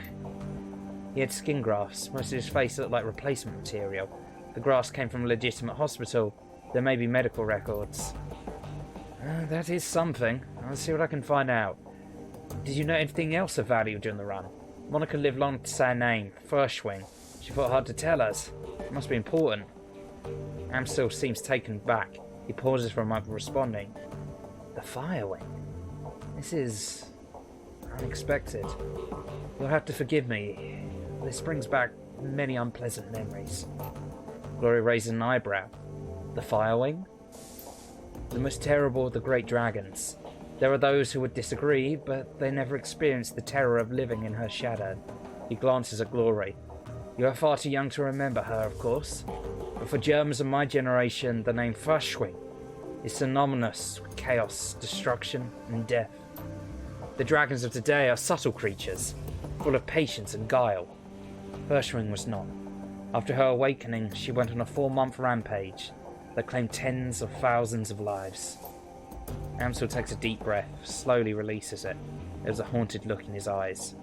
Those were dark days. Countless men, women, and children were slaughtered, roasted alive in their homes by a creature of legend. No hope for salvation, no end in sight. It was a horror that you can't begin to understand. What stopped her? Can't imagine a rampaging dragon would just go away on its own. Eventually, the firing was brought down by a man named Dr. Adrian von Clare. Well, with the help of the Luftwaffe, of course, but it was an experimental weapons designed by Dr. von Clare that finally pierced her hide. She fell in hell, bullets and rocket fire, and crashed down the radioactive wasteland of the SOX. The event was called the Dragonfall. Okay, we have the name of the game. That's been the whole game. There we go. Let's wrap it here. Call it. Thank you very much for watching, everyone. That was Shadowrun. I hope you enjoyed it. I had a good time with it.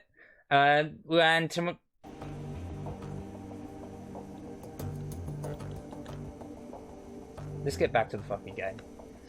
Oh no. Have I fucked up the capture? God damn it, Praygon, keep going. I'm just joshing with you.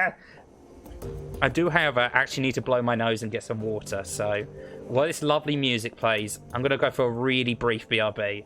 What's that doing up there? Get that out of here. Yeah. I'll be right back. I'm just going to grab some water, and I'm going to blow my nose. BRB. Also, what's the volume level on the music, by the way? Turn it up, turn it down, leave it as is.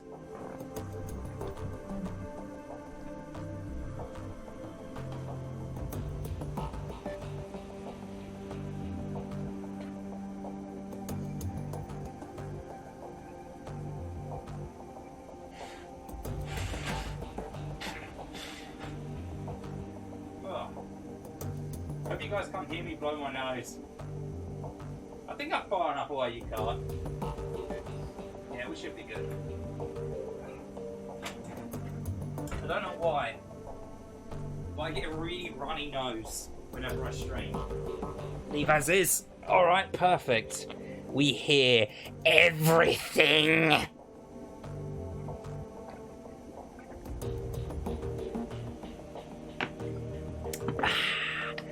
Oh, that is delicious. Game of a lot of reading, you know. You got to keep your throat lubricated. I'm tired. Hello, tired. I'm Praygon. Got him. Move back onto that. There we go. But I had stuff to do today. I know that feeling, man. I fixed my sleeping pattern recently, and staying up all day, like having to stay up overnight and then stay up for the whole day, that was rough. I did not enjoy that. All right. Safe at last on the Dragon's Wrath, Germany celebrated von Claire as a hero. Our own Siegfried, a modern-day dragon slayer. My own family practically worshipped the man. If the Dragonfall was as important an event as you make it out to be, I'm surprised that I've never heard of it. Those early years of the Awakening were traumatic, Eager. Not just on a national level, but on a global scale. New species of awakened animals are being discovered daily. Within 2 years of the Dragonfall, the active use of magic had returned to the world. A new source of terror for a bewildered public. And in 2021, hey, that's only 1 year away, the sudden emergence of orcs and trolls gave rise to yet another wave of global panic. Okay, so in 1 year's time, we're getting orcs and trolls. Haven't done what I was meant to do. Yeah, I also feel that. I wake up on a day and I'll be like, oh, I've got a list as long as my arm of stuff to do today. But what about video games? And before you know it, it's 9 o'clock at night, or even worse, 2 in the morning. It's like, ah, shit. A night of such turmoil. Is it any surprise that Dr. Von Claire and the Firewing were forgotten? Dragons were yesterday's news. He rubs his temples. Again, all this happened decades ago. To the best of my knowledge, the story of Firschwing is a bit of historical trivia. Nothing more. Alright, so Monica spent her dying breath trying to tell us about a long-dead dragon. Elga sweeps her eyes across the group, searching for a glimmer of insight. Finally, she gives up. Any ideas why? Amstel's voice trembles with frustration. No, it doesn't make any more sense to me than it does to you. The Dragonfall is ancient history. Firschwing has been dead and gone for 42 years. But there's one thing I do know. Whatever Monica saw, whatever she was trying to tell us, it was important. He visibly struggles to calm himself, takes a deep breath, then slowly releases it. I will look into this, and I will find answers. In the meantime, did you turn up anything else of value? That's all we've got. That's not much. Amstel nods, his face is drawn and haggard. It is thin, I agree. A basement, a middle-aged orc with skin grafts, and a long-forgotten world event. Wait, we're still missing something. Who paid for the run? Amstel looks pained. I don't know his exact identity. Didn't set up the run. Monica did. His face reddens. I warned her. I told her not to take the job, but she assured me it would be a cakewalk. Alright, I'm going to be Bal for a while. This will be a YouTube video later, yeah? Yes, I'll be uploading the VOD, and I'm also going to I'm going to edit all these together and turn it into, like, just a kind of, like, video just talking about why I like the series. Kind of what works about it, what doesn't work, and kind of going through the lore of the world and, like, the story as it goes on. It'll be a half review, half retrospective kind of thing. But mostly just to kind of get the word out on it. Because I think more people need to play these games. It's a bit slow at the start right now. But my god, this game goes places. Monica was approached recently by a man who calls himself Green Winters. He used to be a prominent activist in the F-State political scene. I never much liked the man, I certainly never trusted him. But Monica said she would do anything for a cause. Anything for the Flux State. He sighs. Winters swore that the date he was after was crucial to ensuring the future stability of the Flux. And that was all it took. Shut down Monica's client and press him for information. Sound like Green Winters is our best lead then. Let's press him. Yes, most definitely. Clear that Green Winters is involved in something much larger than he left Monica to believe. Praygon, you should make a character of a blaze later, yeah? I won't make any promises, man, because I'm not sure if I want to commit to a tabletop thing, but I'll give it a look. I'll check out some YouTube videos, see if it'll be my sort of jam. When he finds out what happened on the run, he's probably going to rab it. We need to chase him down before that happens. Information Greenwood says we need it fast. There's a man here in the Krizbar, a Turk named Algut Bakagzi. He owns a little silk shop just down the way called Cafe Shez. The man is a purveyor of information. I have done business with him from time to time. And you think he would know something about Green Winters? Amstel nods. When I discovered Monica's renewed association with Green Winters, I contacted Old Tuck. One of his people has been keeping tabs on Winters ever since. As I said, I do not trust the man. Good reason, it was saying. So that Turk, pragmatic, sounds like a time very to visit. Caution in line of work. Should I go and meet Old Tuck then? Yes, tell him I sent you. I will do what I can to dig into the information that you've uncovered already, sparse though it may be.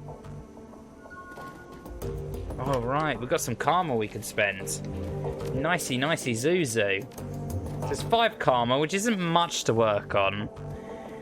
I'm thinking I might invest it in the strength, considering. Yeah, we're not hitting very hard at the moment with our melee weapon, which is something we're going to have to fix if you want to actually be useful. I could put some points into rifles as well. I mean, being able to have things that kind of counter to each other. If you've got a melee weapon, you don't really want to be using a rifle, because they're like long-range weapon. Then again, it would give us a bit of range. For the sake of the minigun as well.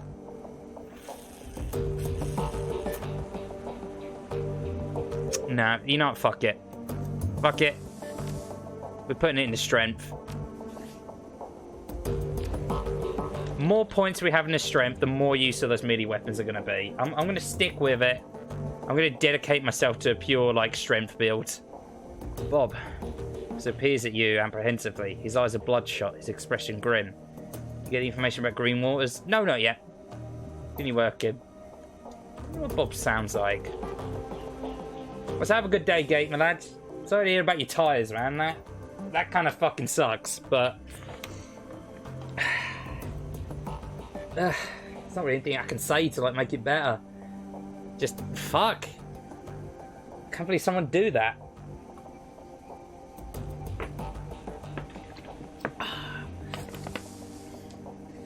So next time, be careful.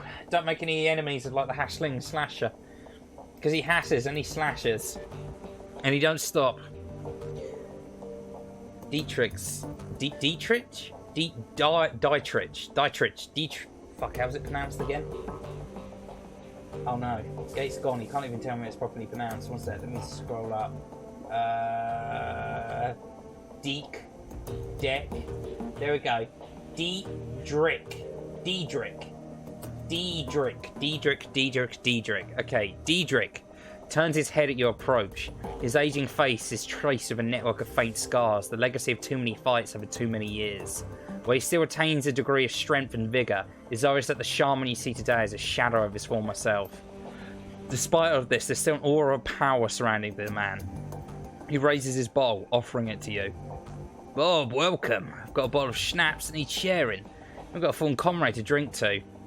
To Monica. You go ahead and toast to Monica. I'll be drinking to revenge. To Monica. The liquor in the bottle was crystal clear, and as you raise it, you catch an intoxicating whiff of cloves and caramel. It tastes of sweet corn and walnuts, with a lingering aftertaste of buttery toffee. You swallow a swig, then return the bottle to... God fucking damn it. I'm just going to keep the chat locked on that position, so I know it's...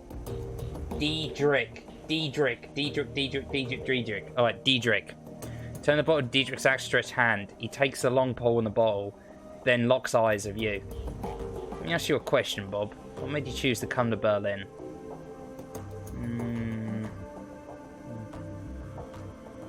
I had my reasons. Such as... Come on, boss. I'm just trying to figure out who I'm working for here. Didn't know I deserved to know that much. Time for a change, that's all. Maybe my crew betrayed me. Drop out of sight for a while, run went bad and my team paid the price. The reason eyebrow went bad, huh? The run we just came back from went bad? Worse, I was the only survivor. Yep. That's his backstory. Bob was the only survivor. That's rough, friend. How'd it happen? We double-crossed the run without a hitch, but instead of paying us, I decided to set up an ambush. Cleared our target on arrival. They set a trap for us and we walked right into it. We were double-crossed. Miserable bastard. Alright, if what you're telling me is true, how'd you walk out alive? The team fought like hell and we took the ambushes down, but we all got shot up. The only survived. I fought my way out and my team bought the farm, but I made it out. With the timely arrival of some very well-armed friends. Bob, we're going to say he got his own way out of it. That's why he's so strong. One way out my team bought the farm, but... Yeah, sorry to hear that. Seems like it was a glorious fight, though. After all of this went down, you decided to bail out of the Ruflex and head to Berlin. Am I getting that right? More or less, there wasn't much left me in the Ruflex, and Monica made a hell of an offer. Did that? Yeah, no offense. Yeah. Ah, yes, Monica. Digit raises his bottle again and closes his eyes and takes a long drink. After the moment has passed, he returns his attention to you. It all comes back to our girl, doesn't it? So let me ask you, just what was your relationship with Monica anyway? I know you two knew each other way back, but she was pretty coy about these things. She's into dangerously personal territory here. Are we? Sorry about that. Never been much for boundaries. All the same, I'd like it if you told me. I always intended to get to know Monica better, but it's too late to ask her in person. If Monica wanted you to know anything, she'd have told you. Monica won't have to know that what you mean. She did have a mysterious way about her. So, what was the deal between the two of you? Don't leave me in suspense. We were very close. Oh, yes. There was a love relationship going on between... I mean, look at Bob. Who wouldn't want to date this hunker-chunker? As Jared Leto's Joker would say, arguably the greatest Joker that ever existed. Joaquin Phoenix? Heath Ledger? Cesar Romero? Pretenders to the throne. Mark Hamill, get the fuck out of here. You haven't even been a live-action Joker boy, okay? You're just a voice, and because of that, you will never be on the same level as Jared Leto. Luke Skywalker, more like Luke Borewalker, am I right? More like Luke not very good Joker. More like this joke isn't very good. Well, anyway, good on you both. Dietrich raises his bottle and just, I can't say his name right. Diedrich. There we go. Diedrich. Sounds like an old woman's name. Oh, Diedrich. She was a wonderful woman.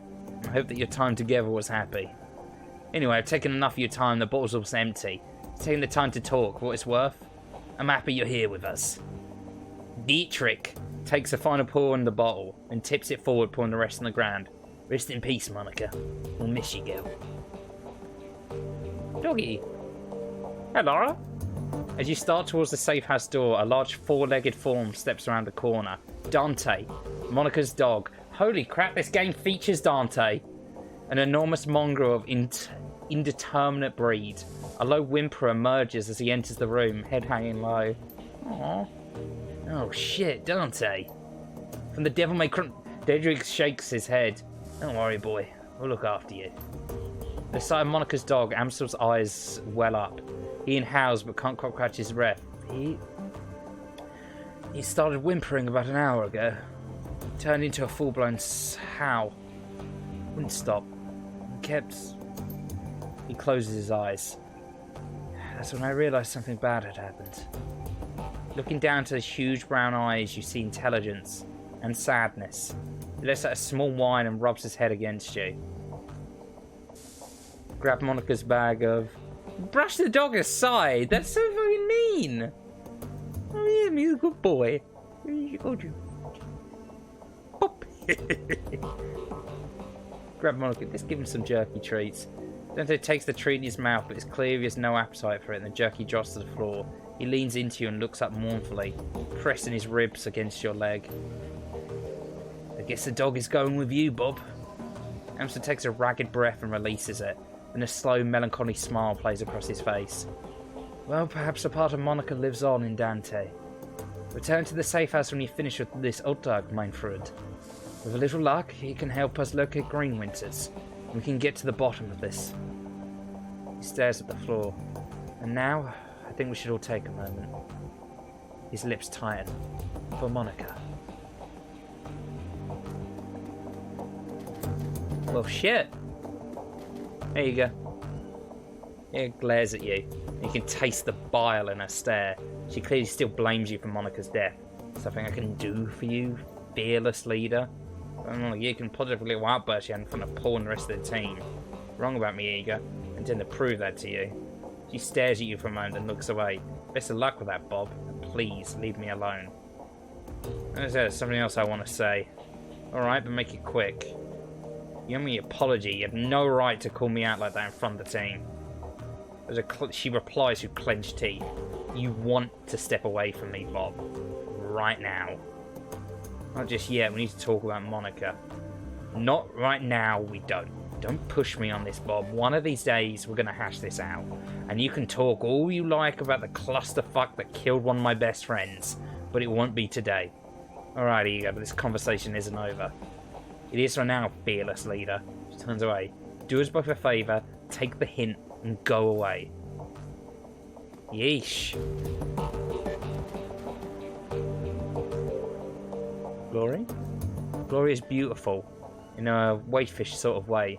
Her features are almost elven in their delicacy, but there's something cold about her that you find slightly unsettling. What's more unsettling is her chrome. Gloria is rocking a heavy load out of cyberware. From head to toe, she looks to be composed more plastic and metal than she is of skin and bone. In the shadows, individuals such as this are anything but uncommon, but Gloria's cyberware is first generation, all of it. Bulky, invasive, practically museum pieces. This chrome was obsolete well before she was born. Bob, with his just her gaze to you, but expression is as cool, cold and placid as always. Can I help you? Gloria, how are you holding up? Any thoughts on what we should do next? I have a question for you, Glory. A personal kind. Glory, yeah, you're holding up. Don't worry about me. I'm solid. Sure, you're literally a million miles away. I'll be with you when it counts. Right now, it doesn't. So what should we do next? Finding our missing clients, extract some answers. Beyond that, find another Decker. Monica will be easy to replace. Best start looking now. Good personal kind. I'm not big on sharing sport. Personal reasons, you understand, I'm sure. The edge in her voice tells her she's not interested in continuing this conversation. Of course, we have your secrets, but if you want to talk, I'm here. Bob's an understanding guy. Wait, can I press it for more? Oh, I can. Right. Grace asked you a question, but do it quickly. I have things to do. Kind of started running the shadows much more than 5 years ago tops, such with the vintage chrome. Can't help the scene got, sort of vintage chrome. It was cheap, it gets the job done. End of discussion. I don't think so. I've known a lot of street Sams in my time, but I've never met anyone who voluntarily installed cyberware that old. You're right. There's more to it than I'm letting on. But I'm not interested in talking about it. I'm not seeing guarded, withdrawn. It's my problem, and none of your concern. Haven't you impaired your ability to trust me, then it's my concern. Come on, boy, talk to me. I need this outfit, so what is a concern? If you talk to me, I can help. I doubt it, Chammer. I doubt it very much. I appreciate the sentiment. Maybe later when we know one another better, we can get into it. Now, is there anything else you need? No, I'm good. What's that? I have another question. What we got here? Ah, that's all I need to know. I'll talk to you later. Alright, so these are the members of our team. We've got a very guarded and, like, far away kind of feeling, like, cyborg, like, medic. We've got an orc who used to be part of a military... I think she's a troll, actually. Yeah, sorry. A troll who used to be part of a military outfit that she doesn't like to talk about. And a shaman, punk rocker, who's a long way from England and doesn't like to talk about his past. So at the start of the game, no one trusts anyone. They've all got ruddy, mysterious pasts. And we're going to have to unravel some mighty, mighty heavy shit in order to try and figure out what's going on with these dudes. And here is our central hub. Welcome to Berlin. We're going to come back here several times throughout the game. Donation for the soup kitchen have arrived, Samuel. I'm not surprised. Altruism often comes with an expiration date. We'll talk to him in a bit. For now, the first guy I want to visit is this fella down here. The Romani patriarch is an impressive figure. An enormous man in his late 60s, burly and broad-chested despite his age. His voice is deep and resonant. His breath is heavy with the stench of pipe tobacco. Turn back, son, orc. We're here to conduct some business. If so, I welcome you to mark back arms and ammunition. If not, keep right on walking. Akash, I need weapons. Show me your goods. Bye. I'm just going to ask you a few questions. You make a purchase, you can ask as many questions as you like. The corner of his mouth twitches upward. Make a big enough purchase, and who knows, I might even answer a few. So what did it be? Will you buy some guns, or will you be on your merry way? Okay, I suppose I'm buying. Very good. Alright, this is going to be the dude that we're going to get all of our weaponry from. Like, the first thing we're going to want to do is we're going to want to upgrade our melee weapon, because this machete, it just ain't cutting it. We need a goddamn katana, and we need it right now. Secure tech armor clothing, yeah. And then we're going to save the rest of our yen. Perfect, look at that. Machete, get out of here. Katana in the first slot. There we go. We are now a katana-wielding orc. Fantastic. Can you answer questions for us now? Tell me about your inventory. We have weapons all across Europe. Ares, Sheska, Flichi. You name it, it can be found in the continent. It can be acquired by Metback Arms. It's his setup. Besides, I don't know, but tell me about Metback Arms. And I don't discuss family matters with customers, let alone strangers. It's nothing personal, but the answer is no, understood? Understood, Hermit back. You show me respect. This is good, but not his approval. Now, unless you'd like to take yours elsewhere, let's get back to business. No business today. My face hardens as a brief pause. He gives you a curt nod. There goes you. But if you come round again, you come with money and you come to buy, understand? He makes a shooing motion with his hand, waving you away. Move along, Zadavasta. Probably butchering some of this German, but... You looking for some magic, mein Freund? Got the cash, old Zach's got the flash. Oh. I might have found that voice I just did. I'll figure out something for this guy. Let me take a sippy of my water and think.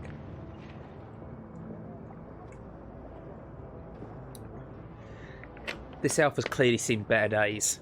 His skin is weathered and emancipated, as though it's been stretched too tightly over his frame. Track marks line the crooks of his arms, and dirty bandages wrap his knuckles. Despite all this, he seems cheerful enough. The elf fixes his twinkling, bugged-out eyes on yours and offers you a broad smile, displaying a set of impossibly white teeth. When he speaks to you, his voice is surprisingly deep.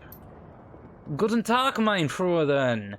Are you here for some magic? Because Zack Flash, he gestures at himself with a dramatic flourish, is your magic man.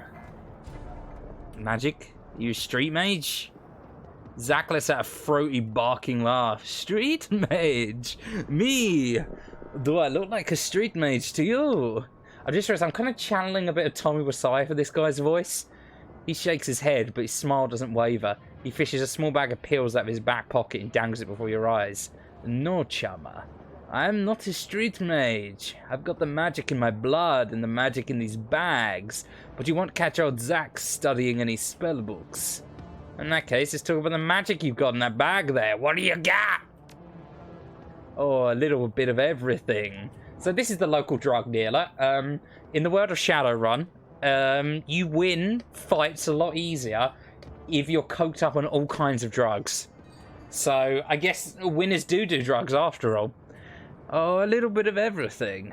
I've got your Zen and your Hyper, your Nitro and your Nova Cake. If you want it, I've got it. Zack leans towards you and lowers his voice to a conspiratorial whisper. I've even got a special concoction of my own design, but I wouldn't recommend it unless you're serious about getting high. So, you want to conduct a little business? What's the deal with the special concoction? Flash grin broadens even further. His mouth is disturbingly large. There's something menacing about the sight of those two white teeth. This is the real deal, chummer. A proprietary blend designed and delivered by yours truly. Pharmaceutical-grade kamikaze cut with genuine spirit residue from the tear, and then mixed with my secret blend of herbs and spices. Man, KFC really took a turn for the different. He produces a small bag filled with iridescent purple granules in the pocket of his dirty jeans. You want to get high? Buy some Nova Coke and throw yourself a party. But you want to soar? You'll get yourself some flash. So, you want to conduct a little business? Have the bandages on your hands. Zack snorts out of a short burst of laughter. He waggles his bandaged hands in front of you. Oh, these? Nothing much, chummer. Nothing much. Tussled with a spirit back in Amsterdam, you know? We elves are very spiritual people. You fought the spirit of your bare hands. Did I say fought? Zack winks at you, his smile twisting up into a litigious smirk. You can't help noticing that his eyelashes appear to be dusted with glitter. Nah, chummer. Zack Flash is a lover, not a fighter. We partied, then we tussled. Hard not to get bangled up under the circumstances. Gotcha. I'm calling bullshit on this one. Zack smiles, vanishes. You're calling me a liar? To my face. But like I see. You want to move some product or what? Oh, behind your back? Figure of speech, didn't mean to offend you. Call like I see. You want to move some product or what? Well, I'm a businessman. I suppose you're a customer. Well, am I to say no? So I want to conduct a little business. Alright, so this guy, he's got the drugs. The flash drug he's got is ridiculously expensive, but it gives you 2 AP. 2 extra AP, even if it's just for 1 turn, is insane. And that's all for now. Now, to be honest, this first stream is pretty much just going to be setting things up. There's not going to be much exciting going on. We're going to go, I'm going to talk to some of the characters. We're going to get a feel for the world. Then I think next time I stream this is when we're going to get really into like the first exciting bit of the game. So this is a dude we're going to be coming back to a lot. This is where we're going to turn a wall of meat. We're going to turn Bob from a disgusting, pathetic, fleshy... Ugh. Ugh, look at it. It's so pink and... No. We're going to turn him from a fleshy, flawed construct into a beautiful robotic killing machine. This is the clinic. As you approach the elf, you notice that he's in mid-conversation. His lips move rapidly. His voice comes out in a low, quiet tone. The glossy plastic shell of a high-grade comlink glints on his wrist. Listening to his conversation. Doing your best to look uninterested, you lean in slightly and strain your ears. Finally, you can make out the doctor's end of the conversation. No. No, that's the price I am quoting. I'm quoting you. Is more than fair. well below market price. In fact, if you can't pay it, that's your problem. Yes, I know that the price has gone up. This is a seller's market. Well then, you just have to find the money or go without. I'm sorry, but I have to go. I have a patient. He presses a button in his comlink and looks up at you, a $1 million smile on his face. Sorry about the wait, my friend. Welcome to the Triage Cyber Clinic. He extends his hand to you. I'm Dr. Xavier Ezekiel. And your name is? Actually, I just wanted by mistake. Sorry, I'm just me going. Not a problem, my friend. Take care. Right. Welcome back. What can I do for you, my friend? I need medical supplies. So we can buy medical supplies from this guy. Which, honestly, wouldn't be too bad of an idea, but I'm going to save it for now. I want to save my money, only spend it on what I absolutely need at the moment. And here's where we buy our cyberware. We plug this stuff into us, it's going to make us into a lean, mean killing machine. At the moment, though, all we can really afford is the data jack, which allows us to use smart link weapons, and if we were a hacker, it would also allow us to get into, like, the Matrix and things like that. And control drones, too, but I ain't no hacker. So, we're just going to leave that be for now. And also, actually, I think I'm going to sell my machete to this guy. Need medical supplies. Restash, sell items. Here, have a machete. Brilliant. We now have 50 more yen. I wonder if me not introducing myself to him has messed anything up for later on. Because I want to show off as much of the content of this game as possible. Like, I'd quite like to try and see if I can get the best possible ending. Slimmy. Here we go. And here's our first drug addict. Well, actually, interestingly, she's not really addicted to drugs. She's addicted to virtual reality games. Which, my god, you just know that's going to be a thing in the future. When myself in the dim light of a dying street lamp is a wife of a girl who looks far too worn for her years. The Mother Superior. She says there'll be 7 for me to care for. I need to see them. I don't know where I have a convent or church nearby. You're as high as a kite, aren't you? 7 what? What do you care for? The captain's children. The Mother Superior says there are 7. She says I'm to be the governess to the children. You notice a chipjack poking out from behind the young woman's unruly hair. The vacant look in her eyes marks her as a lightly BLT junkie, lost between reality and any number of better-than-life virtual constructs. I need money to get back to them. This story sounds familiar.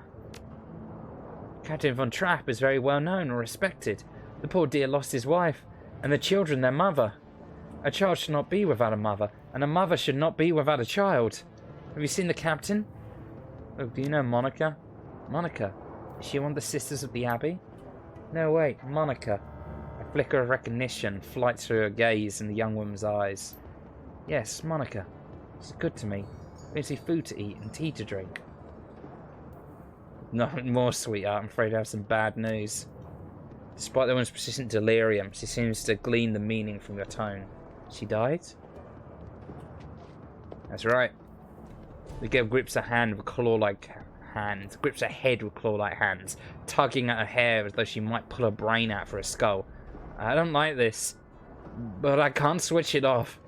The girl's frail body shudders, and her eyes grow large. But she does not sob. Instead, she smiles a sad smile that has been worn all too often. She will go to heaven, she told me. It's a place of good people, stillborn babies and childhood pets. And she was a good person. The girl begins to mumble to herself while fingering the hair that covers the jack in her head. I'm going to step away now. Yes, good. I need to rejoin the children. Well. So, in the bleak, grim world of Shadowrun, virtual reality can be enjoyed responsibly, but you get some people that they'll get that data jack in their head that we just saw there, and then they will use that to just... I think as well, I don't know if those Steam notifications show up on the stream, but either way, I'm going to go offline on the thingamabob there. There we go. So you get people that will just jump into like these simulations and they'll just live in them. Bizarre monument towers before you. Top of the pedestal, they form an The form of an angel stands, its outstretched wings looming over the small park. Its heel is strange and uneven, giving the statue a cold, Frankenstein-esque appearance. It appears the artist has welded this monument together from various metal scraps and pieces of junk.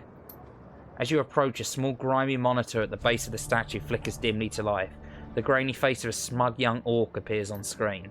Hello there, I am Hot Kolstad, the creator of this monument. What do you like to know? Name. This is my tribute to victory. The victory of anarchy. It is both a citation and parody of the statue destroyed some 20 years ago. You may remember it in the history treats on or Goldenstein. Installation history. Isn't it obvious? Stardon Saku, a monument to the hubris of the Persian state, is blown to bits. So someone takes a lot of bits and builds a monument to the hubris of anarchy. I mean, what more is there to say about the artist? I'm the visionary Hubert Kunzel from the Ludmama. You might know me from... Okay, well there isn't much to know me for yet.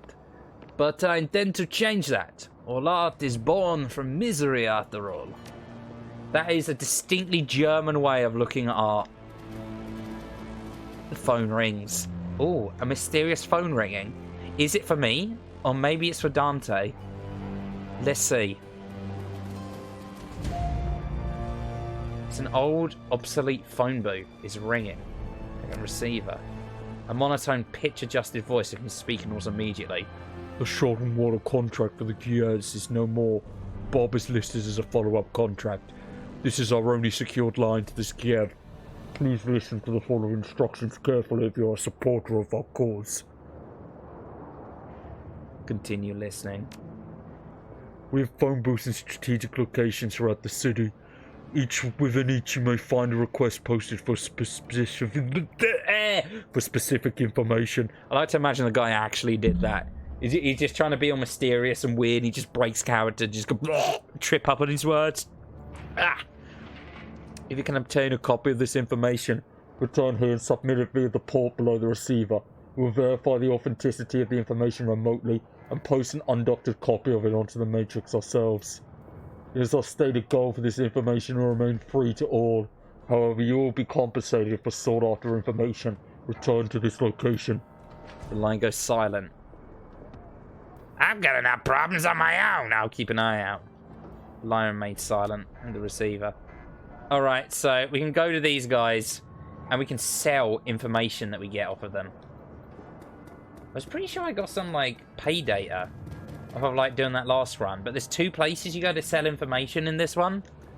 Like, you also can use your computer as well, for some reason. They decided rather than just having it all be in one easy place. It's like, nope, yeah, you want to post information, you got to do it on this one, 2 different places. Let's toss some money into the bag, you know. You're doing good. You are doing good. You are dancing up a storm. Alright. So we've covered most of the shops now, but we still have a few more characters to cover before we talk to everyone. We can get on to, like, the next run. We can get into the real meat and potatoes, the real action. Here we go, the Talisman Monger's shop. These 2 characters are very important. This guy in particular, Abjon here, he has mysteriously been in every Shadowrun game. And he's the only character that's consistent between all of them. And he's ruddy mysterious. Likes to speak in riddles, typical mage. Something about the young elf behind the counter makes your breath catch in your chest. She's lovely to look at, but it's a strange kind of beauty. Her eyes are large and luminous and impossibly green. As she looks up to you, you can see that her irises are flecked with iridescent gold. Hello, and welcome to Aljon's. Perhaps I can help you with something. As she smiles up at you, her eyes fixed on yours, and a curious feeling of weightlessness fills your chest. It feels as though you're floating in a warm, calm sea. A gentle current pulls you closer to Absinthe, and the sensation is pleasant. As you drift, the golden specks in her eyes begin to move. Now, we had enough willpower. We're planning to mage, be able to look away, but we're not, so deeper into her eyes. The golden specks in the elf's eyes shift and swirl, so you're picking up speed. It's mesmerizing. All at once, the specks explode into light and colour. Absinth's eyes now fill your field of vision. It feels as if you're drowning in an alien sea. The patterns traced by the shimmering specks in her eyes are kaleidoscopic, enchanting, nearly impossible to turn away from. Lose yourself. In this moment, you better never let it go.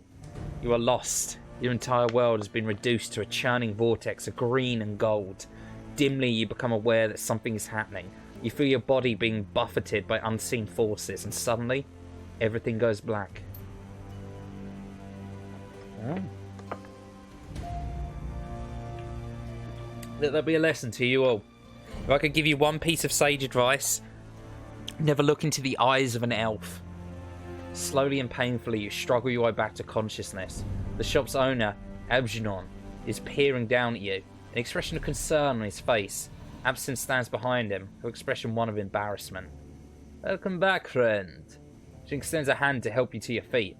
Absinthe shifts slightly to allow you to stand. Gee, I wonder if this guy's a mage. What was that? What happened? My fault, and my apologies. Sometimes when I daydream, I bring others along for the ride. It was unintentional, yes. There's no harm done, correct? You'll be fine. Don't excuse me, I'm gonna go stand in the corner for a while. Harmless? I don't think so. Step away from me, elf. Want nothing more to do with you. Now let's go talk to her again. Seeing the exchange open view, please excuse me. I have work to do. Damn, Bob's an asshole. But sometimes you gotta be cruel to be kind. Greetings, young orc. The elf's voice is smooth as silk and rich as clotted cream. It's a great way to describe a person's voice. Something about it instantly puts you at ease. I'm Algernon, half-dream, the owner of this establishment. In my shop, you will find only the finest in magical paraphernalia. Tell me now, how may I serve you? You're selling, I'm buying. I have a question for you if you don't mind. You're in luck. I have a great many answers. What magic do you practice, shamanic? Hamlet? Personally, the true kind. But I sell goods tailored to all traditions. In my shop, we do not discriminate. Now, is there anything else you need to know?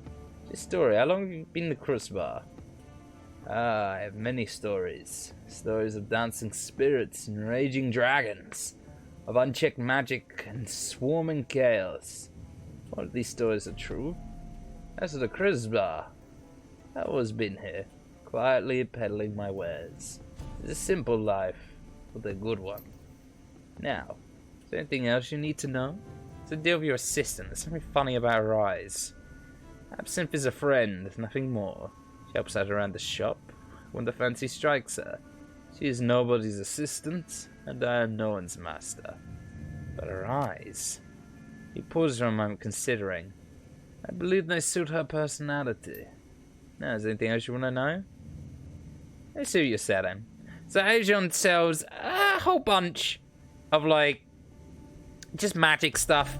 Things that are going to be mostly useless for our character. I may invest a few throwaway points into willpower, because I am tempted to get a few of the Spellblade abilities. At least the ones that are, like, actually, like, magic resistance is really quite useful regardless of what your class is. So, and that as well, that gives us, like, 2 extra movement. Yeah. So at the moment, these are all pointless in investing in. We can give some of these to, like, Daedric, that's it. We can give some of these to Daedric, but for the most part, we're just going to want to leave them be for now. Question for you if you don't mind. Nah, there we go. Alright, we've got everything from him that we can get for now. Alright, and that's the magic shop. We'll probably be going back there a few times during our run. We're going to see more use out of that than the tech shop, at least. A pair of rounded eyes peer up at you from under the hood of a grime-smeared winter coat. You recognise him as David, one of the Krusbar's street kids. If you had to guess, you'd place him in his mid-teens. It's difficult to tell beneath the grime and acne marring his face. You see him following Monica around between runs, chasing her heels like a lost puppy. She does seem to have a soft spot for the kids. Oh, hoy, Bob. Have you seen Monica around? And when I see oh, hoy, it just makes you think of Temmie from, like, Undertale. And just say, oh, hey, boy, but you see Monica in? Oh god, can you imagine? Can you imagine if I'd given one of the main characters that voice? I'd be dead. By the end of the stream, I think my own voice box at protest would leap out of my throat, and it would just be gone. It would just flutter out of the window. Voice boxes are known to flutter after all. I'm afraid I have some bad news for you, kid. The kid blinks, a blank expression in his face. She's dead, isn't she? It was quick. She went peacefully. It's the most horrible. It was horrible. There was blood everywhere. I'm sorry, kid. We all are. Let's be kind of stoic. You know, I imagine Bob. You know, he's a big, tall, meaty dude, but he's smart as well. Okay. You mustn't ever judge someone just based on appearance alone. He may be strong, but he also think. Yeah, I want to be alone right now. Well, that sucks for you, kid. The person you idolize is as dead as a doornail. Which is saying that makes no sense, because a doornail never lived. How can it be dead? Okay? It's ridiculous. The dwarvish tech vendor smiles at you with practice ease, her almond eyes twinkling with the glare from a dozen trid screens. She speaks in a clipped, heavily accented German. Welcome to the Data Haven. Can I help you with something? Any tech on a tight schedule? Got something exotic. What kind of tech do you carry? Anything and everything. Need a new deck? Some software, perhaps? I'm your girl. So paint fingernail against the molded plastic of a data jack. Or maybe you're a rigger, like I am. Because I can interest you in a new drone or two. Sounds whiz to me. Let's see what you got. Jesus, whiz. There's an expression I haven't heard in a long, long time.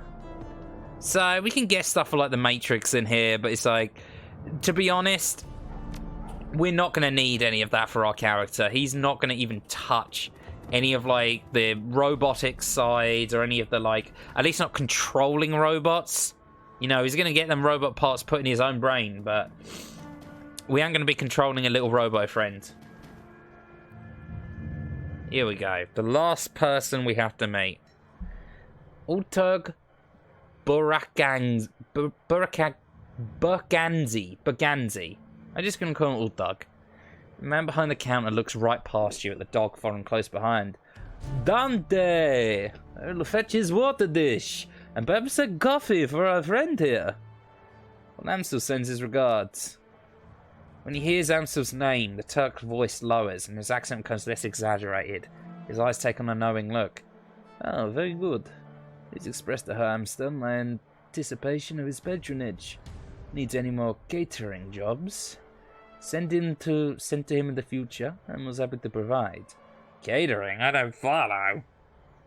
He tells me you're developing a menu for a friend of his now, her Winters, I believe, when hearing about it. I was pretty his business your way, her Berkeley. If only you could discuss some of the details of a Green Winter's order with me. Coffee shop owner offers you a smile. Of course, of course. Amstel is still kind. Booker turns his head and calls into the back room. Kami, come! A young woman bustles in from the back door. Her gum chewing is loud enough to hear over the noise of the coffee grinders.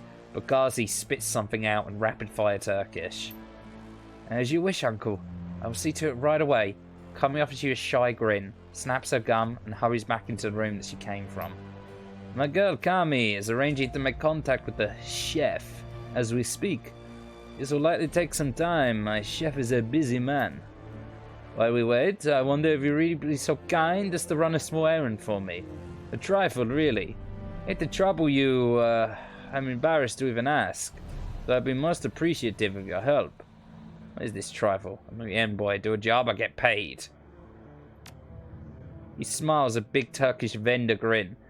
You've already been compensated, most masterful of mercenaries.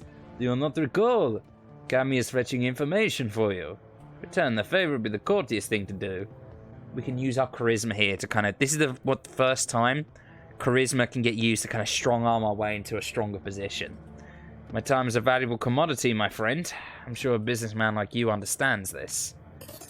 Oh, yes, of course I can. But Ganzi rummages through his pockets and fishes out a crumpled 100-yen bill. Thrusts a coffee-stained water paper into your hands. There, you've been paid. Now let us get on with it, eh? Ultug's voice lowers to nearly a whisper. The errand is simple, hardly worthy of you. I've installed a number of data taps to Berlin's fiber optic network. It's part of my civic duty, you understand. These taps provide free matrix access to all who live in the Krizbar. In order to maintain their... how do I say it? Their anonymity. Each tap's protocol buffer must be reset every few days. I simply wish for you to visit each data tap and reset it. Simple enough, that's it, no catch. Don't you have people for this? There's no catch. There's no catch, I assure you. It is time consuming and a bit tedious, and nothing more. Just reset the taps and come back when you are finished. There should be 3 of them scattered around this neighborhood. The first one is just outside. Look for a metal box with yellow arrows pinned to the top of it. By the time of your return, I should have the information her Amsel requested. Alright, and let's talk to this dude as well, Jan Goldschmidt. He's a character that we also are going to have dealings with as the story goes on. Hello, my friend! Hello, my friend! The voice that comes from the man in the chair is as enormous as its owner. A deep, booming roar, dripping with unrestrained... I imagine this guy would sound like Brian Blessed, so I'm going to do that. He said he's got a deep, booming roar, so... A fine day for Solkav, yes? Yes, it certainly is beautiful. From the back of the store, the voice of the shopkeeper cuts you off. Don't mind the fool in the chair. He rolls like a traumatized walrus, stewing all day in his own sweat.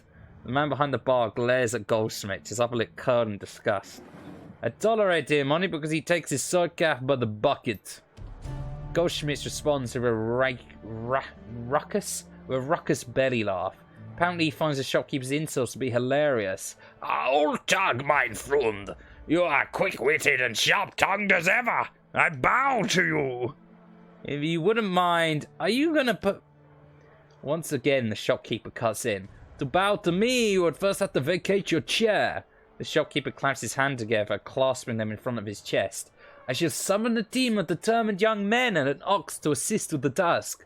With luck, you will be on your feet by nightfall. That is a sick burn. That's like a really roundabout way to call someone a fat ass, but I love it.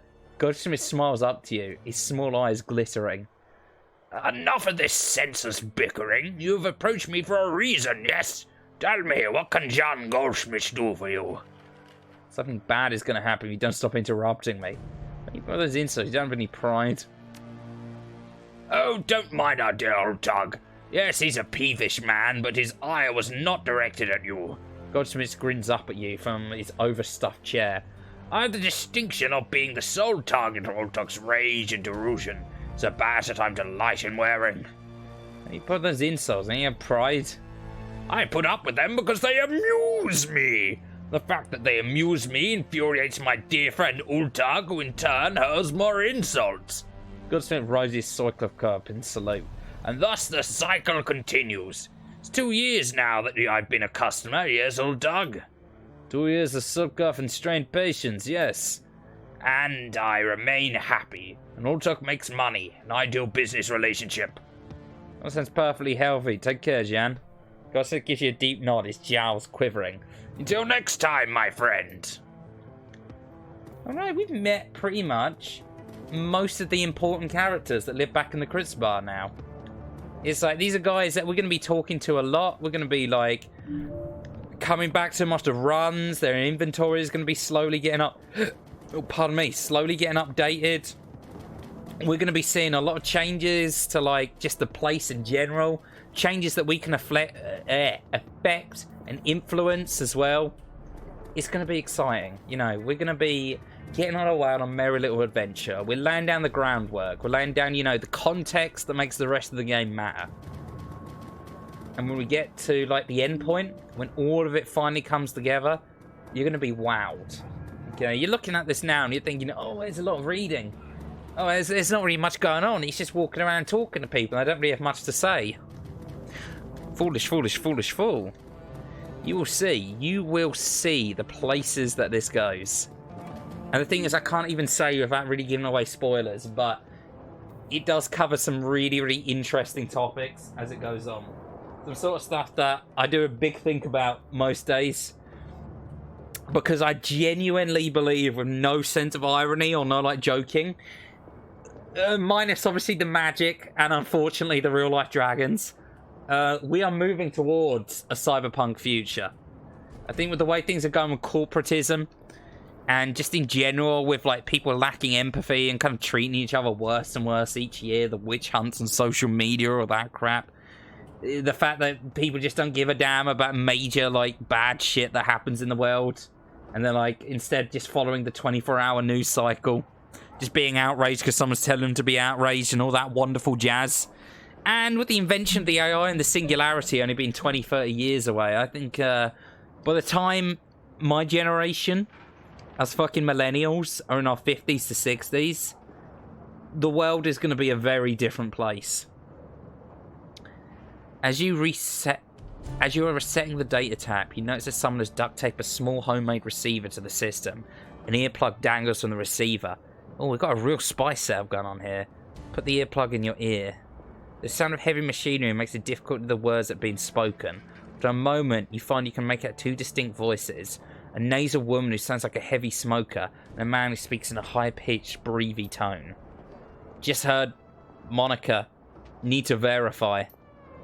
Good for us. Continue listening. A sound like conveyor belt starting as to the noise of machinery. You can't make out anything else until it comes to a stop a minute later. Think our next step? Wait. Isn't ready to make a move yet. To be patient. See who steps up. Could be someone more. Continue listening. More conveyor belts start up. All you hear is the sound of machinery. Continue listening. Some sort of motorized vehicle starts up, drowning out everything else. Continue listening. A bell rings loudly, again and again. It sounds like a telephone. You hear the sound of a door slamming shut and the noise of machinery is suddenly muffled. There's a rattle of plastic and the ring stops. The nasally woman's voice can be heard again in a sing-song tone. Guten Tag, how may I help you? Silence. Her tone changes, becomes more businesslike. I heard. Silence. Yes, he knows. I told him. It wasn't time to make a move yet. Silence.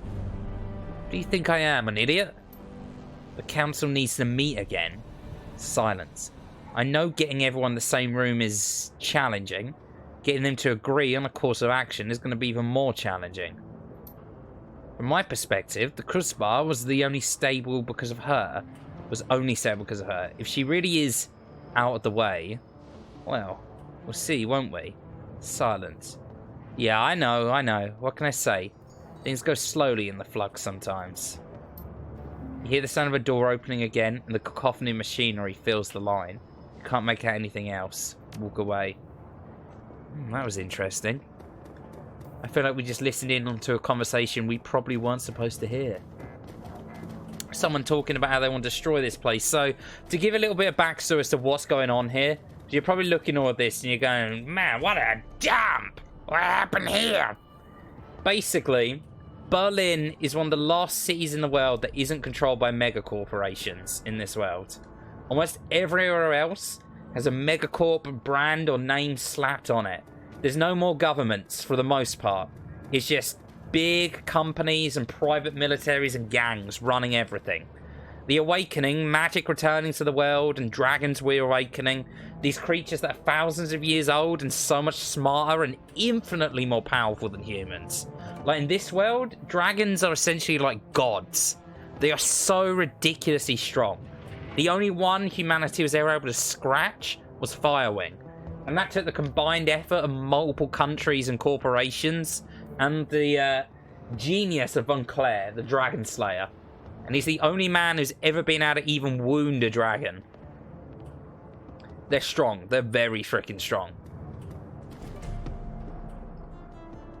And Berlin exists in a thing called the Flux State.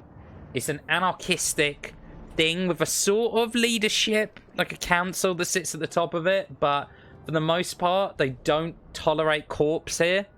But that results in a lot of problems with them getting water, supplies, there's gang violence, you know. It's split up into multiple little townships like the one we're in right now. There's others scattered around all of Berlin. And it's the last kind of free city on the planet. Before you send a trial, 1 second. I need to blow my nose again. In fact, I'm going to do a little brief BRB. So, I'm going to put some music on.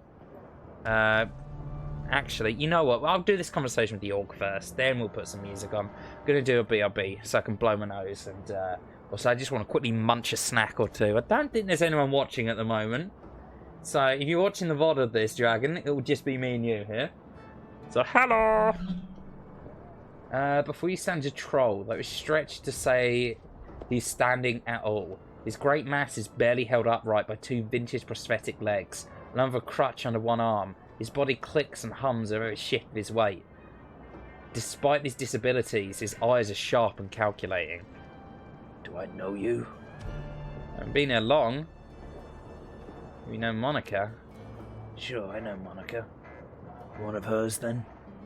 I'm Bob, by the way. Good to meet you, Bob. Name's Aleski. Aleski Lane. What's your place in the Cruz Bar? No place, really. Just an old relic, rusting away. We should know about Monica. Something happened to her on a run. You know something about it? Just what my eyes and ears tell me. I had a feeling. This Monica always comes around after a run to check on everybody. She's long overdue. Now here you are in her place. She's either severely wounded or outright dead. Which is it? We lost her. The Grizzled Troll nods grimly. The servers in his prosthetics complain as he lets loose a heavy sigh. Now that is a shame. She was a hell of a run at that one. And a good friend. And she was a good friend. Look, did I ever tell you about Ahsoka Katana? She was the tightest piece of... I'm not doing... no, probably best I don't do the Ahsoka Katana Obi-Wan copy pasta. If this one they're just going to get me banned on stream, I'll probably be recreating that in full. Or singing Moon Man. I'm pretty sure, yeah, singing Moon Man would probably be a good way to get myself banned real quick. Alright, I'm going to save a game. Oh, I've got my other characters here. Slightly more handsy boys. This one's sort of a mod that tries to make the game a little bit more like the tabletop one. It's more open world. And this was a story mod that I'm playing through. It was the first in like a trilogy. It was pretty good. There's a human in this one called Vox. And in this one, I'm a troll called Ajax. And in that one, I'm going for an adept. But it's an unarmed adept. He punches things with his fists real good. And Vox was a mage. He's named actually after one of the main characters from like my book series that I'm writing. Alright, we've got a save. Let me double check. Always good to double check. Yeah, there we go. Oh, Bob takes his rightful place among these other handsy boys. Alright. Write that down. So my nose really needs blowing, giving me sniffling. It's disgusting. So I'm going to bring this over, put up the BRB screen. We'll be about 10 minutes or so. This is going to be a fairly long BRB, but I have musics. Musicsa.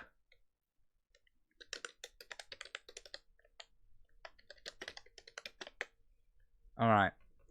I'm going to go to the bathroom, and I will be back in about 10 minutes or so, dudes. In the meantime, here's... Oh, no. I was listening to this music earlier and it started up right in the middle of it. Oh, here we go. This is a good one. Alright. BRB, my dudes. Also, this song kind of messes me up a bit because, like, it's got a backing thing. Really sounds like a phone ringing, but I'm silent. Alright. BRB.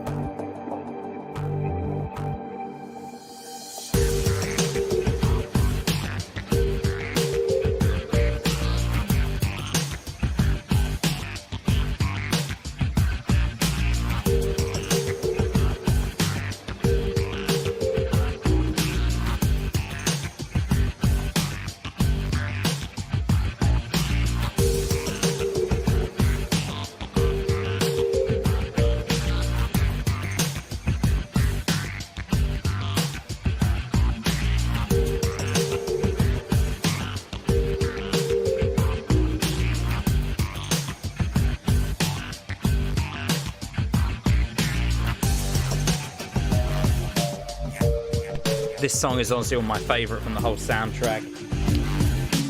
Oh, that thumb action on that guitar. Ooh. Also, this kind of category of music, I'm not even sure what you'd call it. Mixing heavy guitars with techno-y music. Oh, that is my shit. I like quite a wide range of music, but this type of music in particular, oh, this tickles me. This tickles me.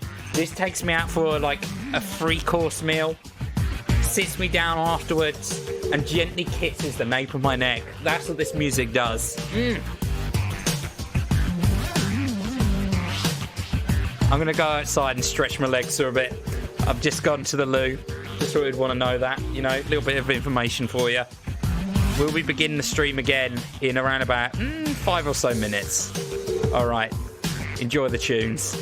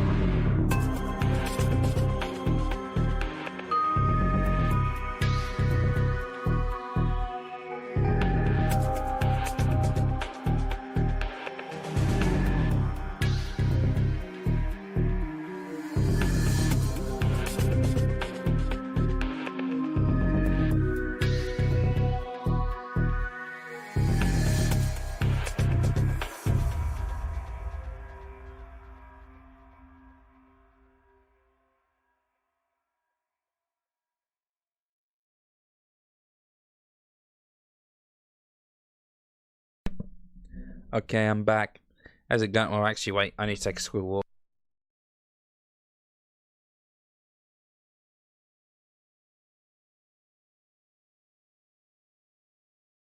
There we go. Right.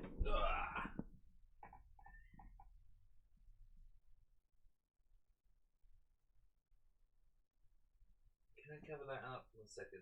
I'm trying to cover up my viewer thing on the screen.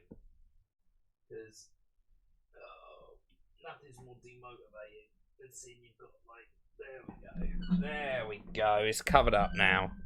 Alright, that should keep me a bit more motivated. Alright. Without further ado, back into the game. You're just going to see black for a little while, but then we're going to boop, pop that back up there and whoop, pop that back up. Alright, we have one more character we have to meet. before we continue with the game. And it's this kind-hearted fellow, Samuel Beckenbauer. As Samuel approached, the orc turns to face you. He wears a severe expression. There is kindness in his eyes. Guten Tag, brother orc. Oh yeah, it's the first time playing as an orc when I'm meeting this dude. This will be interesting. Is there something I can do for you? Then we'll hear a conversation. So you run a charity of some sort? He nods. Yes, it isn't very much, but we'll do what we can. Such as, give me specifics. He clears his throat, then begins to count up on his fingers. In the past several years, I've established a shelter where the dispossessed can sleep, a soup kitchen to feed the hungry, and a library for the people of the Crisbar to better themselves. This isn't much, I admit, but it's a start. A good start, Samuel. You must be so hard on yourself. There are limits to what man can achieve. Even a determined man can accomplish. This is true. He nods to the orc at his side. Thankfully, some of the residents that I've helped over the years have come back to help around. I've got 15 assorted orcs and trolls from all around the Crisbar working with me now. They help me man the soup line, stock the library shelves, and to do all the hundreds of other little things the community organization needs done every day. The extraordinary individuals are living proof that what we can do has value. They are an inspiration to continue forward. She beams at the compliment. From her body language, it's clear she idolizes Breckenbauer. Now, do you have any more questions? If not, I bid you good day. I wish to sound self-important or rude, but there are many pressing matters that demand my time. Orcs and trolls and other races aren't welcome in the organization. That's taking a rather narrow view of what we do. Yes, it's true that my assistants are all members of the goblinoid races. So true that before they accepted my help, there were thieves, gangers, and deadbeats. It's not because they were bad people, it's because those of us with goblinoid traits are feared, mistreated, and denied gainful employment by society that hates us. I only hire goblinoids because mainstream human society is creating a need for me to hire only goblinoids. The orcs and trolls of the Crisbar deserve a workplace where they will be treated with dignity and respect. Well, that being said, our services are available to all. We can turn a desperate person away regardless of that person's method type. Even humans, the most privileged of all races, are welcome at the door. Isn't that what's most important? I agree that giving our people a sense of pride is important, but this isn't the right way of going about it. I'm with you. There were more places out there that did what you were doing. There'd be less need for people like me to run the shadows. The judgment. You're helping people and that's what's important. I'm going to choose one of these. I mean, really, I'd like to go for a reserve judgment. You're helping people and that's what's important. But, you know what? I'm going to rock the boat. I'm going to choose this one just to see what he says. Please, my friend, don't make it into something it isn't. Are you to question Samuel? What have you done for the Crisbar? No, there are more important things to do than argue about this. He nods at you. I'm sure that his heart is in the right place. Now please, friend, there are many tales of my intentions. If any more you need, I shall bid you farewell. I'm not talking about an organization, accepting donations. Of course, I'm actually desperate for them, truth be told. People seem more intent on taking care of themselves than they are in providing for the less fortunate. Of course, these concepts are not unrelated. As poverty rates increase, so does the crime rate. Assisting the needy increases the quality of life for all. In any event, our shelter has some basic needs that desperately need to be filled. The walls of the shelter are not insulated, and new blankets will go a long way towards keeping our guests healthy and comfortable. Ideally, we'd like to purchase some space heaters as well. 215 yen, we could make the purchase. Whatever you could spare would be most appreciated. You know what? Let's help him out. 215 yen. Samuel's eyes widen. This is incredibly generous. Thank you, mein Freund. Not a big deal, Sam. Do good with it. This donation, we've reached our first goal. Thank you so much for your kind assistance. I will put your contributions to work, stocking the shelter with blankets and heaters. Not a problem. Please, do not downplay your contribution. Show no kindness at a time when few others will. That means something. It means a great deal. Donations? At the moment, Rend. I'm still working on putting the money that you donated to good use. Give us some time. We'll set a new goal. For now, spread your none on yourself. You'll deserve it. How about something else? No questions, just passing by. So there we go. He's a nice little fella. You know, he's helping out. The trolls and the orcs in this world, they do have it a bit rough. People aren't exactly kind to them on account of their monstrous appearance. Like, these dudes are like 7, 8 feet tall, and they have hands the size of woks. And look at that. We stand next to this guy. Look at that. Puny human. Pathetic. Alright, let's talk to our old friend Uldag up here. The man behind the counter has a broad smile and open demeanour of a classic Turkish street vendor. Welcome, honoured Elfdime. Welcome. How can serve you today? Like a cup of coffee, perhaps? It's your little trifle, Herr Butgas. Ah, very good. I'm sure you had no difficulties. Difficulties? No, but the taps have been modified a bit, though. Someone's using a surveillance device. Alas, of course they were. Surprised they weren't. This is Berlin, after all. In the flux, everyone spies. If you do not spy, how you know who's in power? Who will be in power next? You have to stay here, Anfim. You must get used to who enters the Turkish bath with sweat. As my uncle Tanmir yours used to say. Nevertheless, I shall have one of my people look into it. Wait, there's more. I listened in on the tap and heard something. Might be important. His eyes closed, amused. Oh, tell me, oh, listener at Keyholes. What do you hear in the surveillance tap you found? I make out much. A nasal woman, a high-pitched man. It seemed pleased Monica was out of the picture. Turk's face falls. News travels fast in Berlin. He's too unknown to me. Is that all? The woman got a call. She talked about a council meeting tonight, decided they should make a move. And then she was drowned out by heavy machinery. He nods grimly. Most excellent. It's indeed fortuitous that you discover this information, but it's not unexpected.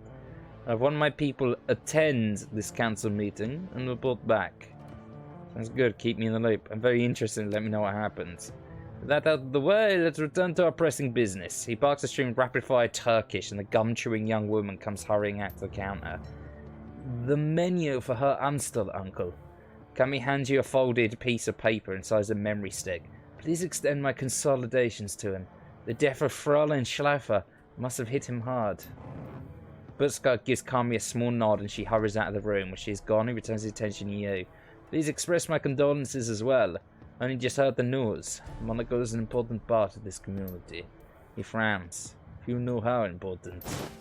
The memory stick Kami just handed you should contain all the information her Amstel requires of a chef in the field. Should you require my services in the future, he'll know where to find me. Until then, good day.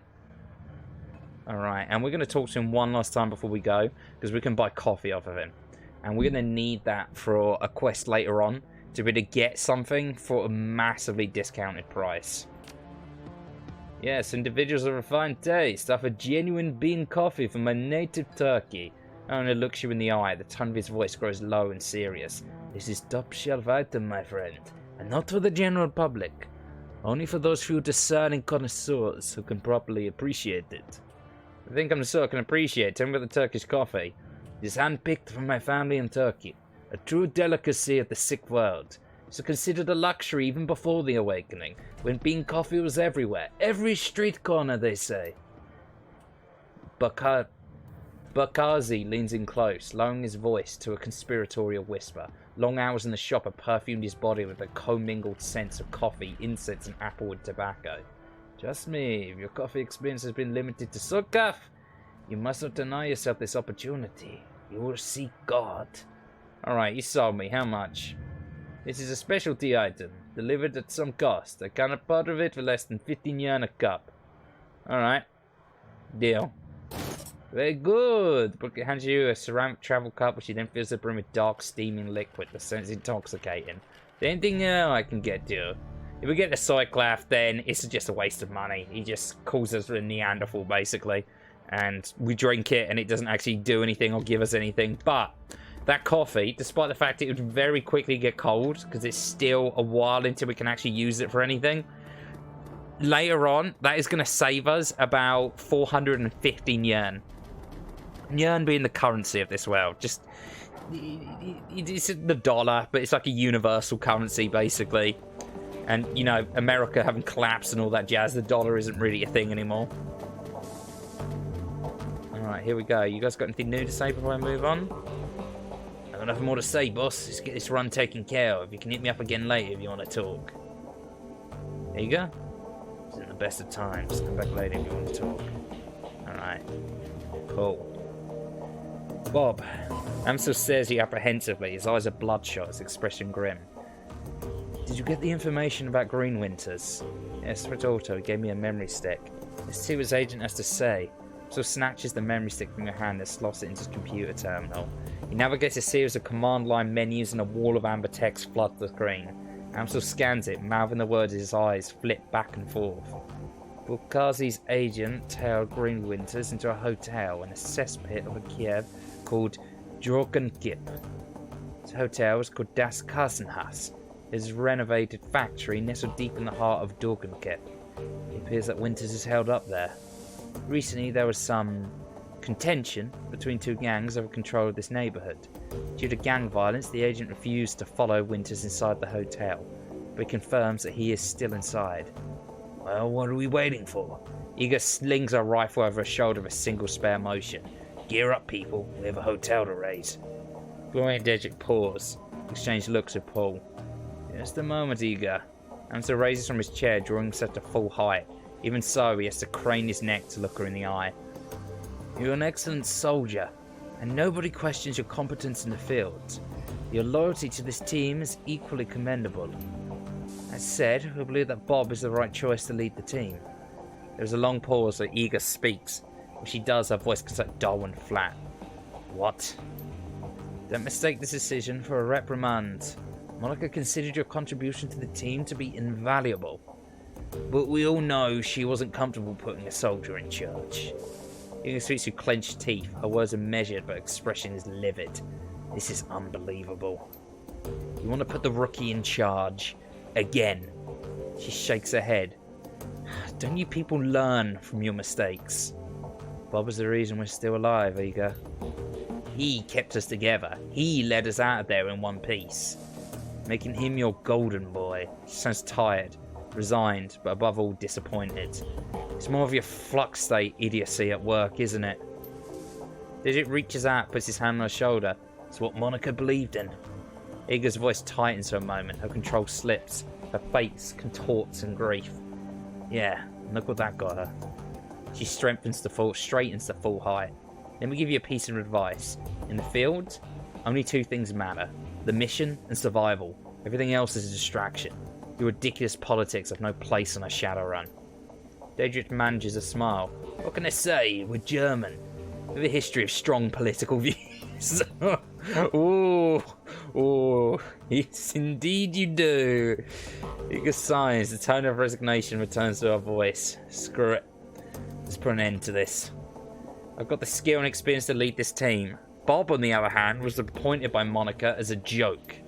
If rather he take the lead, I'll abide by that. I want to hear each of you say it. Have you just want listening? Come on, you can give it a rest. Don't quarrel with you, Igor. I'll do as the group wishes. A waste of time. We should be out looking for green. I'm not quarrel with you.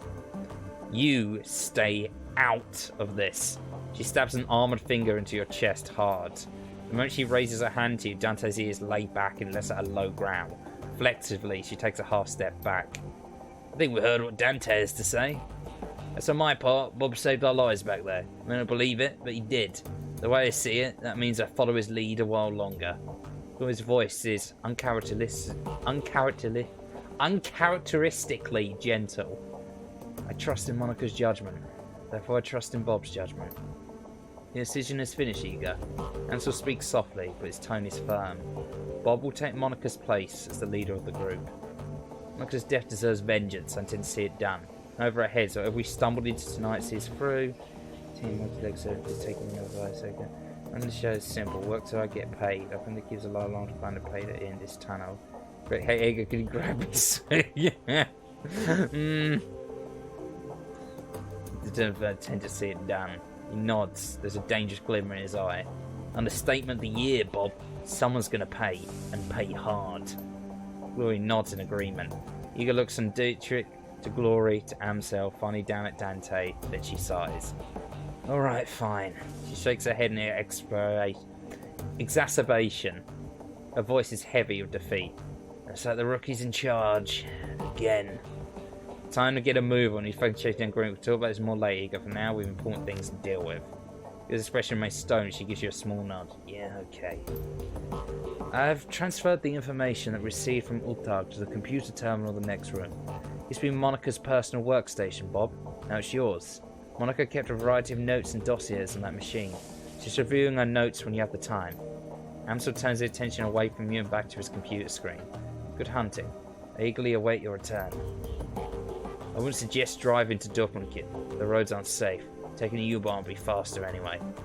Tip Edgar. U-Bahn it is. Edgar nods and turns to check her equipment. The rest of the group disperses in turn. You now command a team of Shadowrunners. Hey! When traveling to a new mission location, you'll be able to choose which members of your team to bring and modify their loadout for the run. Members of your team become permanently incapacitated on a mission that will automatically extract for emergency medical care. They'll be patched up and ready for action the next time you return to your safe house. Avoid this loss of firepower by always carrying some Boomuna trauma kits into the field. This can purchase street officers in Bar. Alright, so if people like go down, they get got, then we can revive them basically. The best of times. Yeah, they just say it's not the best of times. Alright, let's check Monica's computer. And then that'll be the last of the dialogue in here for now. Your workstation mission computer, the command center for your team's operations, and your last link to the memory of Monica Schaefer. Her thoughts and words live on the machine. At times, it's easy to forget that she's gone. The cool blue tones of the workstation menu fill the screen. A blinking message in the upper right corner notifies you that you have 0 unread messages. Check your inbox of new messages! You have no unread... Ah, who could have guessed? Read your old messages. Hello Ace. The screen flickers to life and Monica's face appears. Her hands are on her hip and she's wearing a wry smile. Hey Ace, you're reading this, that means they've either died or stepped down. Hopefully the latter, but probably the former. Not many Shadowrunners make it to retirement age. In any case, I'm sure you'll do a fine job in the role. Need anything, talk to Paul. He's a good man. He knows how important it is to me that you take my place. Nice thing, Ace. Ego might cause you some problems. I have to think it's a fair bet that she already has.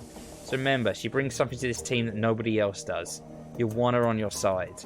My advice to you is this. Hold your own with her. If she pushes, you push back. Don't try to butter her up with flattery. She'll see right through it. Most of all, do what you can to earn her respect. She'll never be satisfied following you if you don't give her a better reason than because Monica said so. I have faith in you, Ace. It's up to you to justify that faith. She half turns away from the camera, then returns her attention to you. The image is uncannily lifelike. Oh, and by the way, Ace, will you watch this? I'm coming back and haunting your ass. I mean that. The message ends and the image fades. Find yourself back in the inbox. Open the jobs directory. You're pending inactive jobs? Okay, so there's nothing yet. We would go here to take the missions. This computer is like our entire like hub. It's like we can go back here. The Shadowlands is like an online like community for Shadowrunners. It's like a deep web forum basically. So we're going that, and we got some pay data. So I'm gonna post that for sale. Antiques delivery schedule. So you attach this on here.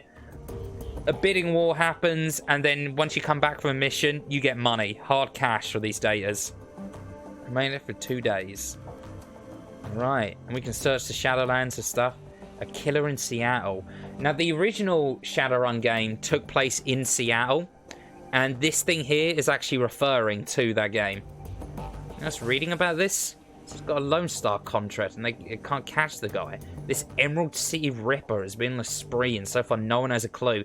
That's what Returns is about. You essentially have to try and figure out the story behind the Emerald City Ripper. Pathetic. Something like this happened on my block. Some vigilantes were tracked him down and stopped him.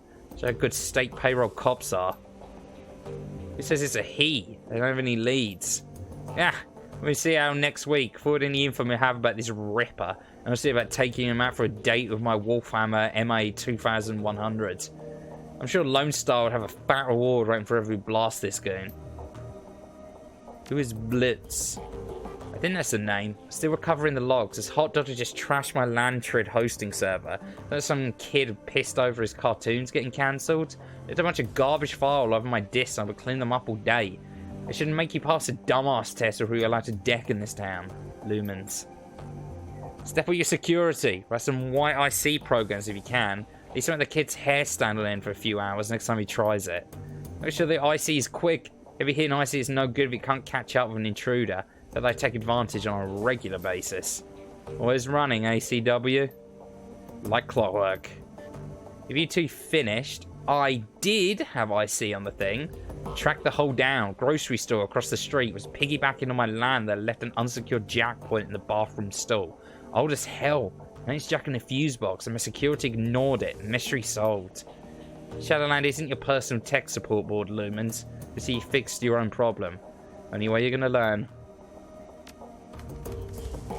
Alright, so that's where the techies meet up. That'd be more relevant to us if we were a Decker. That character talking about Blutz, he'll show up later. And these are Monica's video files she did on sort of assessing the entire team. So let's take a look at what she's got to say about the team. And then we're finally heading out on our first run. Well, second run, technically. Monica's entering Ansel. The image of Monica appears on the screen. Paul, a talented and well-connected fixer. Contracts all over Berlin. She pauses for a moment. He's more to me than that, of course, but that's neither here nor there. The image winks back at the screen. You find yourself back to the menu. Enter and Dietrich. God damn it, I always pronounce his name wrong. Jim Monica winks onto the screen. Dietrich, that's it. My dearest friends. Daedric, that's it. Like Daedric Princess, I think. God damn it. My dearest friends and a shaman of tremendous power. A good man to have at your side in a fight. I tend to use Daedric in a support role. His magic can dramatically bolster the combat effectiveness of a frontline fight like Edgar or Glory. But when the ships are down, he's more than capable of dishing out punishment on his own.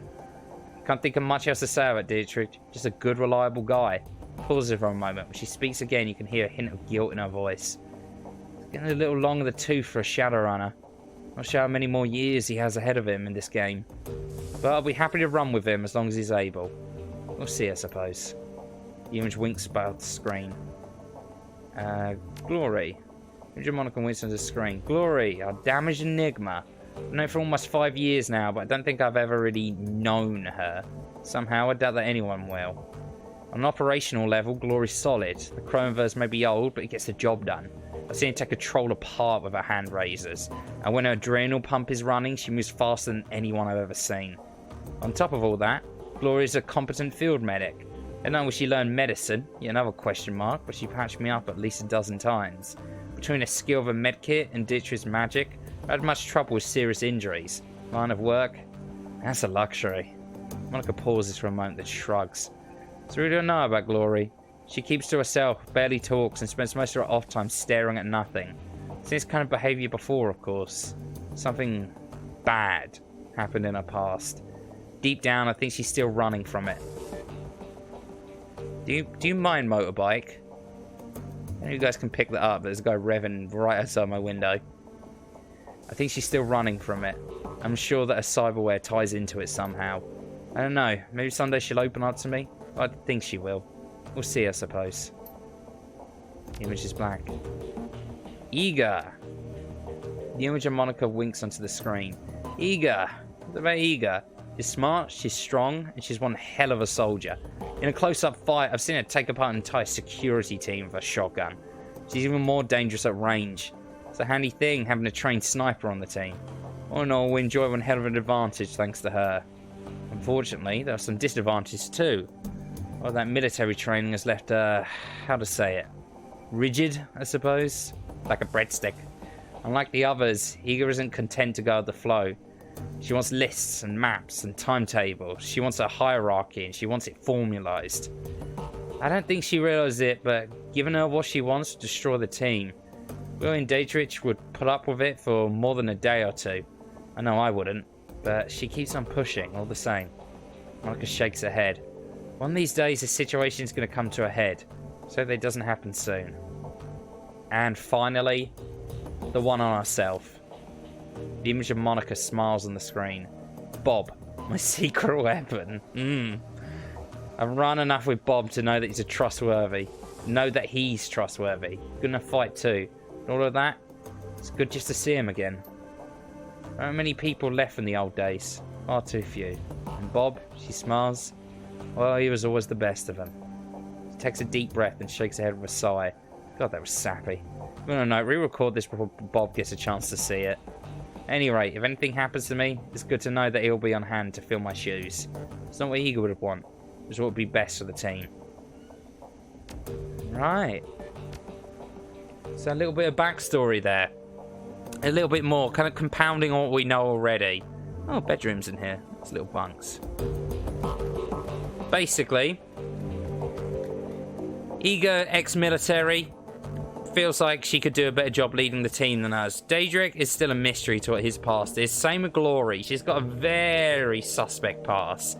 Or this strange cyberware and unwillingness to talk about it. Medical training. Kind of distant, like, 1,000-yard stare she's constantly got going on. You just know there's some juicy, tragic backstory mixed up in there somewhere. And we're going to slowly reveal it. Over the next few days, I'm going to be streaming this. You're going to see many things, wonderful sights and sounds. Alright. Let's make a save. And it's getting quite late, at least on my new sleep schedule it is, and I still have to eat. So, we're going to do a little bit of this mission. But we're not going to do the whole mission. And, actually, it might be better to like end here. And then we can pick up with a mission. Yeah, this seems like a good place to end. We've been going for like almost 3 hours now, so I think over 3 hours. I don't know why I'm saving again. I already saved, but you never know. You never can know. So, that was the first little taste of Shadowrun. Obviously, like any RPG, this is the start of it. So, at the start of it, it's going to be a bit of a slow burn at first. You know, we're reintroducing the characters, we're getting everything set up, but we've got that out of the way, and we're getting on our first run. We have our objectives. There is something going on at that mansion that we broke into, and it got our team leader killed. So now we're team leader, and we have to go on a long and storied journey to discover the truth. What was going on in that mansion? What killed Monica? How many licks does it take to get to the center of a Tootsie Roll? Tootsie Pop even, fuck. All these things and more will be answered in time. But for now, you need to be patient. Oh, there he is. look at him go.